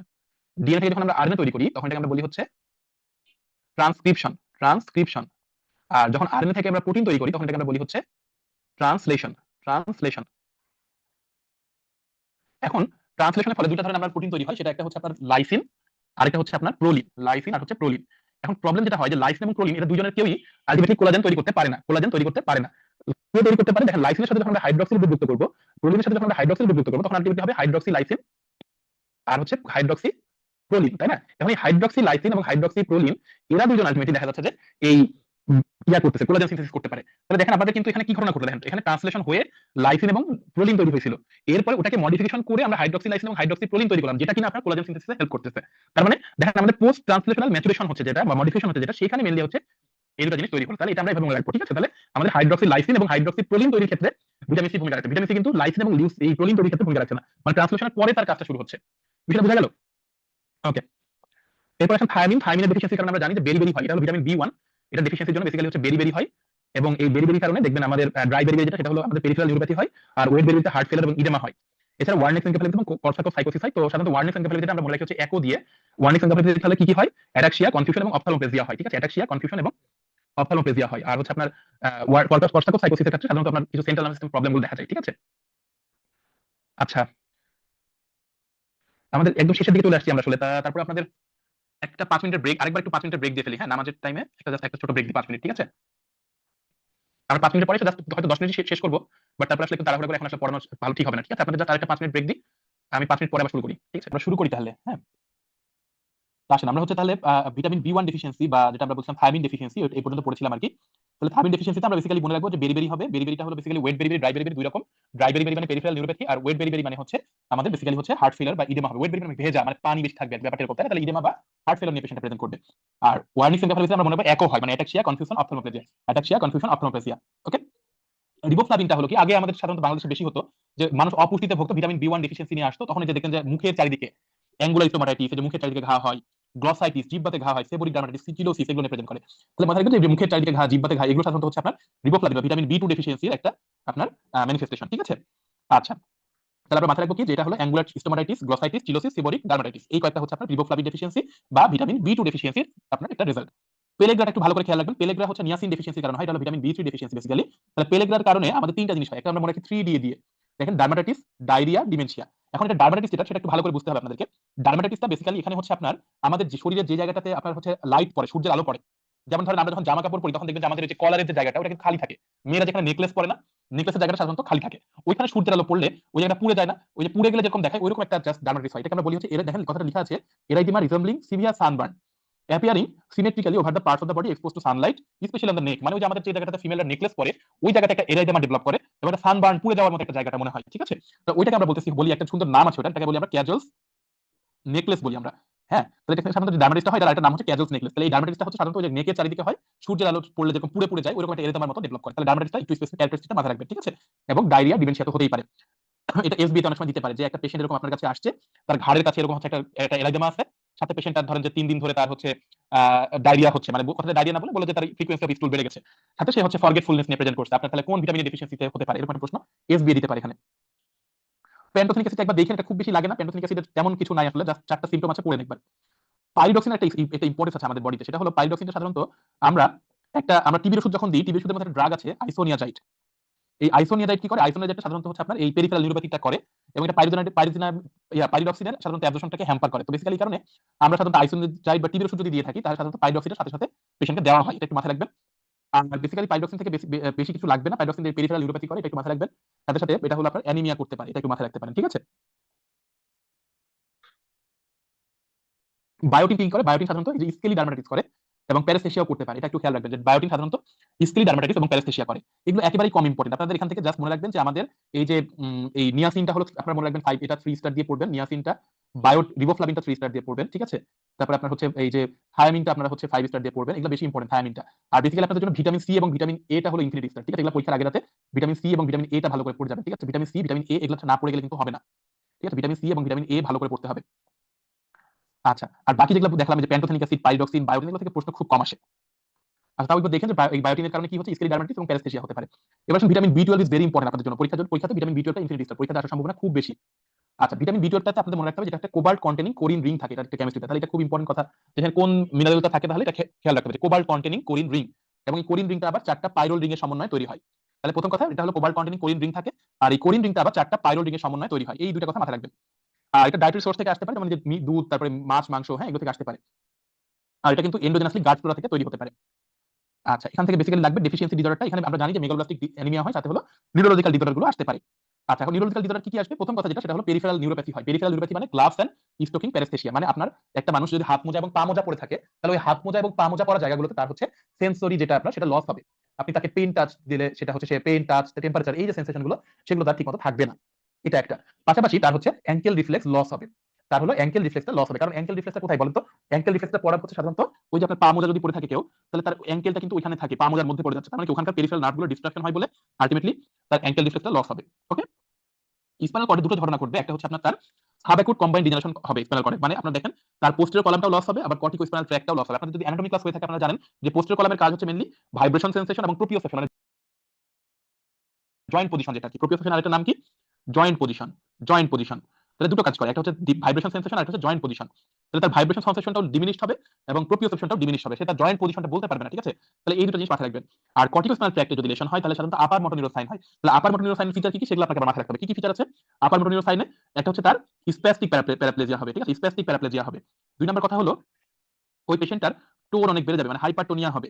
ওই পেশেন্টটার আপনার সকল রিফ্লেক্স বেড়ে যাবে এক্সেপ্ট অ্যাঙ্কেল রিফ্লেক্স, কারণ অ্যাঙ্কেল রিফ্লেক্সটা প্রিডমিনেন্টলি পেরিফেরাল নার্ভ দিয়ে যায়। এই কারণে অ্যাঙ্কেল রিফ্লেক্সটা এখানে যেহেতু পেরিফেরাল নিউরোপ্যাথি থাকে এই কারণে এটা কমবে, কিন্তু বাকি সব রিফ্লেক্স নি জার্ক, তারপরে হচ্ছে আপনার ধরেন নি জার্ক বেড়ে যাবে, তার হচ্ছে হাতের যে জার্কগুলো সেগুলো বেড়ে যেতে পারে, তার প্লান্টারটা হচ্ছে সাধারণত অ্যাবসেন্ট হবে, এগুলো সবগুলো তার এক্সটেনসর হবে, সবগুলো আলটিমেটলি বেড়ে যাবে, ঠিক আছে? আপার মোটর নিউরন সাইনের মধ্যে যে সাইনগুলো সেগুলো পাওয়া যাবে, ঠিক আছে? আর সেরেব্রামে বেসিক্যালি ডিমেনশিয়া এবং অপটিক অ্যাট্রফি পাওয়া যেতে পারে, ডিমেনশিয়া এবং অপটিক অ্যাট্রফি পাওয়া যেতে পারে। আর সাথে অটোনমিক নিউরোপ্যাথি হতে পারে, অটোনমিক নিউরোপ্যাথি। ফোলেট ডেফিসিয়েন্সি সাধারণত এটা প্রেগন্যান্সিতে ভেরি ইম্পর্টেন্ট, এবং এখন সাধারণত দেখা যায় যে ফোলেট ডেফিসিয়েন্সিটা মায়েদের বলে যে কনসিভ করার আগে থেকেই খেতে, যখন কনসিভ করার ইচ্ছা হবে তখন থেকে খেতে বলে আর কি সাধারণত, ঠিক আছে? তো এটা কারণ কি? এটা কারণ হচ্ছে এই যে তার নিউরাল টিউব ডিফেক্ট, আমাদের নিউরাল টিউবটা সাধারণত ফার্স্ট ট্রাইমেস্টারে তৈরি হয় এবং আলটিমেটলি দেখা যাচ্ছে এই নিউরাল টিউব ডিফেক্টটা খুব কমন ফোলেট ডেফিসিয়েন্সিতে। মা যদি হচ্ছে ফোলেট না খায় তাহলে দেখা যাচ্ছে বাচ্চা এরকম নিউরাল টিউব ডিফেক্ট নিয়ে বাচ্চা হতে পারে, স্পাইরাল বাই ধরনের। এছাড়া আরো কিছু জিনিস যেমন এনসেফালি, তারপর এনকেফালোফিল, তারপর হচ্ছে গ্রোথ ফেল হতে পারে, এগুলো হতে পারে পেশেন্টের, ঠিক আছে? আচ্ছা, ক্রিস্টাল আর কলয়েডের মধ্যে পার্থক্যটা পড়বেন। ক্রিস্টাল আর কলয়েডের পার্থক্যটা, কলয়েড হচ্ছে বড় বড় জিনিস, মানে আপনি পানির মধ্যে যদি বালু মিশাই দেন তাহলে ওটা হচ্ছে পানির মধ্যে বালু, এটা হচ্ছে আপনার কলয়েড, ঠিক আছে? আর পানির মধ্যে যদি চিনি মিশাই দেন ওটা হচ্ছে আপনার ক্রিস্টালয়েড, এভাবে মনে রাখবেন, ঠিক আছে? পানির মধ্যে চিনি হলে ক্রিস্টালয়েড, পানির মধ্যে বালু হলে কলয়েড। তাহলে পানির মধ্যে চিনিটা খুব সহজে সুন্দর মিশে যায়, তাহলে ওটা কিন্তু আল্ট্রা মাইক্রোস্কোপে দেখা যাবে না। আর পানির মধ্যে বালু দেখা যাবে কারণ এটা ভালোভাবে মিশে না। তারপরে পানির মধ্যে চিনিটা তো যেহেতু ভালোভাবে মিশে যায় তাহলে সেমি পারমিবল মেমব্রেন দিয়ে পার হবে, এটা পার হবে না, ঠিক আছে? সেইভাবে চিন্তা করবেন, তাহলে পানির মধ্যে চিনি দিয়ে মনে রাখবেন, এটা পানির মধ্যে বালু দিয়ে মনে রাখবেন, তাহলে আপনি কিন্তু পড়তে পয়েন্টগুলো মনে রাখতে পারতেছেন। এক্সাম্পল ক্রিস্টাল এন্ড কলয়েড আপনারা জাস্ট সহজভাবে মনে রাখবেন যে আমার যত শরীরের ইলেক্ট্রোলাইট আছে মানে লবণ আছে সকল ইলেক্ট্রোলাইট হচ্ছে ক্রিস্টালয়েড, এটা সহজ কথা, প্রথম কথা। ওয়ার্ডে আমরা যত স্যালাইন ব্যবহার করি সকল স্যালাইন হচ্ছে আপনার ক্রিস্টালয়েড, এটা হলো একটা কথা। আমাদের বডি ভিটামিন মিনারেলগুলো হচ্ছে সাধারণত ক্রিস্টালয়েড, ছোট জিনিস এগুলো হলো ক্রিস্টালয়েড। এছাড়া আমাদের শরীরের যত প্রত্যেকটা জিনিস ছোট সবচেয়ে একক, যেমন মনোস্যাকারাইড, আমরা জানি যে মনোস্যাকারাইড মানে এক, সেটাকে সহজে ভাঙা যায় না। তারপর ফ্যাটের সবচেয়ে ছোট একক fatty acid, short chain fatty acid basically, short chain fatty acid. আর প্রোটিনের সবচেয়ে ছোট একক হচ্ছে অ্যামিনো অ্যাসিড। এই যে সবচেয়ে ছোট এককগুলো এগুলো হচ্ছে আপনার সব ক্রিস্টালয়েড। আর যখন একটু বড় হবে মনোস্যাকারাইড যদি আমি ডাইস্যাকারাইড বলি তখন ওটা হয়ে যাবে হচ্ছে আপনার কলয়েড। ফ্যাটি অ্যাসিডের শর্ট চেইন ফ্যাটি অ্যাসিড যদি আমি লং চেইন ফ্যাটি অ্যাসিড বলি ওটা হয়ে যাবে কলয়েড। তারপরে অ্যামিনো অ্যাসিডটাকে যদি আমি প্রোটিন বলি তখন হয়ে যাবে কলয়েড, বা প্লাজমা প্রোটিন হলো কলয়েড, ঠিক আছে? বাট অ্যামিনো অ্যাসিডটা হলো ক্রিস্টালয়েড, ঠিক আছে? পোস্ট ট্রান্সলেশন মডিফিকেশন, এখানে জাস্ট নামগুলো পড়বেন, এখানে বেশি কিছু দরকার নেই, নামগুলো শুধু পড়বেন। একটা হচ্ছে removal of N terminal methionine, limited proteolysis, আর একটা হচ্ছে কোভালেন্ট মডিফিকেশন। কি কি নাম আছে সেটা একটু দেখে নিন। পিসিআর এ কি কি রিকোয়ারমেন্ট আছে এটা একটু দেখবেন। পিসিআর এর রিকোয়ারমেন্ট হচ্ছে বেসিক্যালি একটা টার্গেট ডিএনএ লাগে, তার সাথে ট্যাগ ডিএনএ পলিমারেজ এনজাইম লাগে, এবং এখানে দেখবেন যে কিছু একটা প্রাইমার থাকে এবং নিউক্লিওসাইড যেগুলো বেস যেগুলো সেগুলো থাকে আর কি, ঠিক আছে? তাহলে চারটা জিনিস লাগে, চারটা জিনিসের নামটা দেখবেন। লাস্ট ছিল আপনাদের হচ্ছে এডিএ। এডিএটা আমি একটু জাস্ট বলতে চাচ্ছি, এডিএটা হলো আপনাদের বেসিক্যালি এডিএটা কোত্থেকে আসে, এটা ধারণাটা কোত্থেকে আসলো। এডিএ হলো একটা মাইটোকন্ড্রিয়াল একটা এনজাইম, ঠিক আছে? প্রথম কথা, এডিএ হচ্ছে একটা মাইটোকন্ড্রিয়াল এনজাইম যেটা কিনা অ্যাক্টিভেটেড লিম্ফোসাইট থেকে তৈরি হয়, অ্যাক্টিভেটেড লিম্ফোসাইট থেকে তৈরি হয়। তাহলে আমাদের বডিতে যেখানে লিম্ফোসাইট বেশি হয় সেসব জায়গাতে আপনার হচ্ছে এডিএ বেশি হবে স্বাভাবিকভাবেই। সাধারণত দেখা যায় এই কারণে টিবিতে আমাদের হচ্ছে লিম্ফোসাইট কাউন্ট বেড়ে যায়, এই কারণে টিবিতে দেখা গেছে যে এডিএটা বেশি থাকে। এটা হলো আমাদের কমন কথাবার্তা আর কি, ঠিক আছে? এবং এই যে আপনার হচ্ছে যে এডিএটা তৈরি হলো, এই এডিটা বেসিক্যালি আমাদের পিউরিন মেটাবলিজমের সাথে সম্পর্কিত একটা জিনিস, ঠিক আছে? এখন এই এডিএটা কি করে, অ্যাডেনোসিনকে ইনোসিনে কনভার্ট করতে হেল্প করে, অ্যাডেনোসিনকে ইনোসিনে কনভার্ট করতে হেল্প করে। এখন যদি কোনো কারণে এডিএ কম হয় তাহলে আলটিমেটলি দেখা যাচ্ছে যে অ্যাডেনোসিনের পরিমাণটা বেড়ে যায়, ঠিক আছে? এটা একটা কথা। তাহলে পরীক্ষাতে অপশন কিন্তু এগুলো আসে যে অ্যাডেনোসিনটা একটা মাইটোকন্ড্রিয়াল এনজাইম, এটা একটা অপশন আসে। এটা অ্যাক্টিভেটেড লিম্ফোসাইট থেকে তৈরি হয়, এটা একটা অপশন আসে। ডেফিসিয়েন্সি অফ এডি এর কারণে যে অ্যাডেনোসিনের পরিমাণ বেড়ে যায়, এটা একটা অপশন আসে। আরেকটা কথা মাথায় রাখবেন যে এডিএ যদি আপনার হচ্ছে সাধারণত দেখা গেছে যে সিভিয়ার কম্বাইন্ড ডেফিসিয়েন্সি যেটা হয়, ইমিউন ডেফিসিয়েন্সি সাধারণত লিম্ফোসাইট কম থাকে। এই কারণে যদি ইমিউন ডেফিসিয়েন্সি থাকে তাহলে কিন্তু সাধারণত এডিএও কম থাকে, কারণ তখন আপনার লিম্ফোসাইট কম থাকে, এডিএ কম তৈরি হয়, ঠিক আছে? তো এটা একটা একটা জিনিস আসে। আর আরেকটা হচ্ছে যে এডিএ সাধারণত হচ্ছে আপনার কোথায় বেশি হয়, সাধারণত দেখা গেছে। আর আচ্ছা, আরেকটা কথা যেটা বলতেছিলাম, যদি এডিএ কম থাকে তাহলে যেটা হয়, এডিএ থেকে আলটিমেটলি পিউরিন মেটাবলিজম হয়, তো এডিএ থেকে আবার পরবর্তীতে রিসাইকেল হয়ে নতুন করে পিউরিন তৈরি করতে পারে। তো এই কারণে যদি এডিএ ডেফিসিয়েন্সি থাকে দেখা গেছে আপনার আলটিমেটলি ডিএনএ সিনথেসিসও কিছুটা হ্যাম্পার হতে পারে। তাহলে এই কয়েকটা কথা মাথায় রাখবেন। তাহলে হচ্ছে এডিএটা একটা মাইটোকন্ড্রিয়াল এনজাইম, এটা অ্যাক্টিভেটেড লিম্ফোসাইট থেকে আসে। সাধারণত দেখা গেছে যদি এডিএ ডেফিসিয়েন্সি হয় তাহলে অ্যাডেনোসিনটা শরীরে বেড়ে যায়, অ্যাডেনোসিনটা অ্যাকুমুলেশন হয়। আরেকটা হচ্ছে যদি কম্বাইন্ড ইমিউন ডেফিসিয়েন্সি থাকে তাহলে তো লিম্ফোসাইট কাউন্ট কমে যায়, এই কারণে এডিএটা কমতে পারে। আর এটা বললাম যে এখানে সাধারণত রিসাইকেল হয় যেহেতু, সেই কারণে পিউরিনটা এখানে ভালো মতো ফাংশনিং হবে না এডিএ ডেফিসিয়েন্সি হলে, এই কারণে আপনার ডিএনএ সিনথেসিসটা ইম্পেয়ার্ড হতে পারে। তাহলে এই কয়েকটা কথা আপনাদেরকে একটু জানতে হবে এখান থেকে। তাহলে আপনাদের মোটামুটি এগুলোই হাই এল টপিক ছিল মোটামুটি ভাবে বলতে গেলে। কোনো কোশ্চিন আছে কিনা আপনাদের?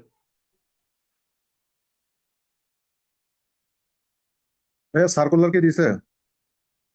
সার্কুলার তো এখন পর্যন্ত দেয় নাই ভাই, আমি যতটুকু জানি আর কি। তো পরীক্ষা কি ভাই ঈদের পরে হবে? এই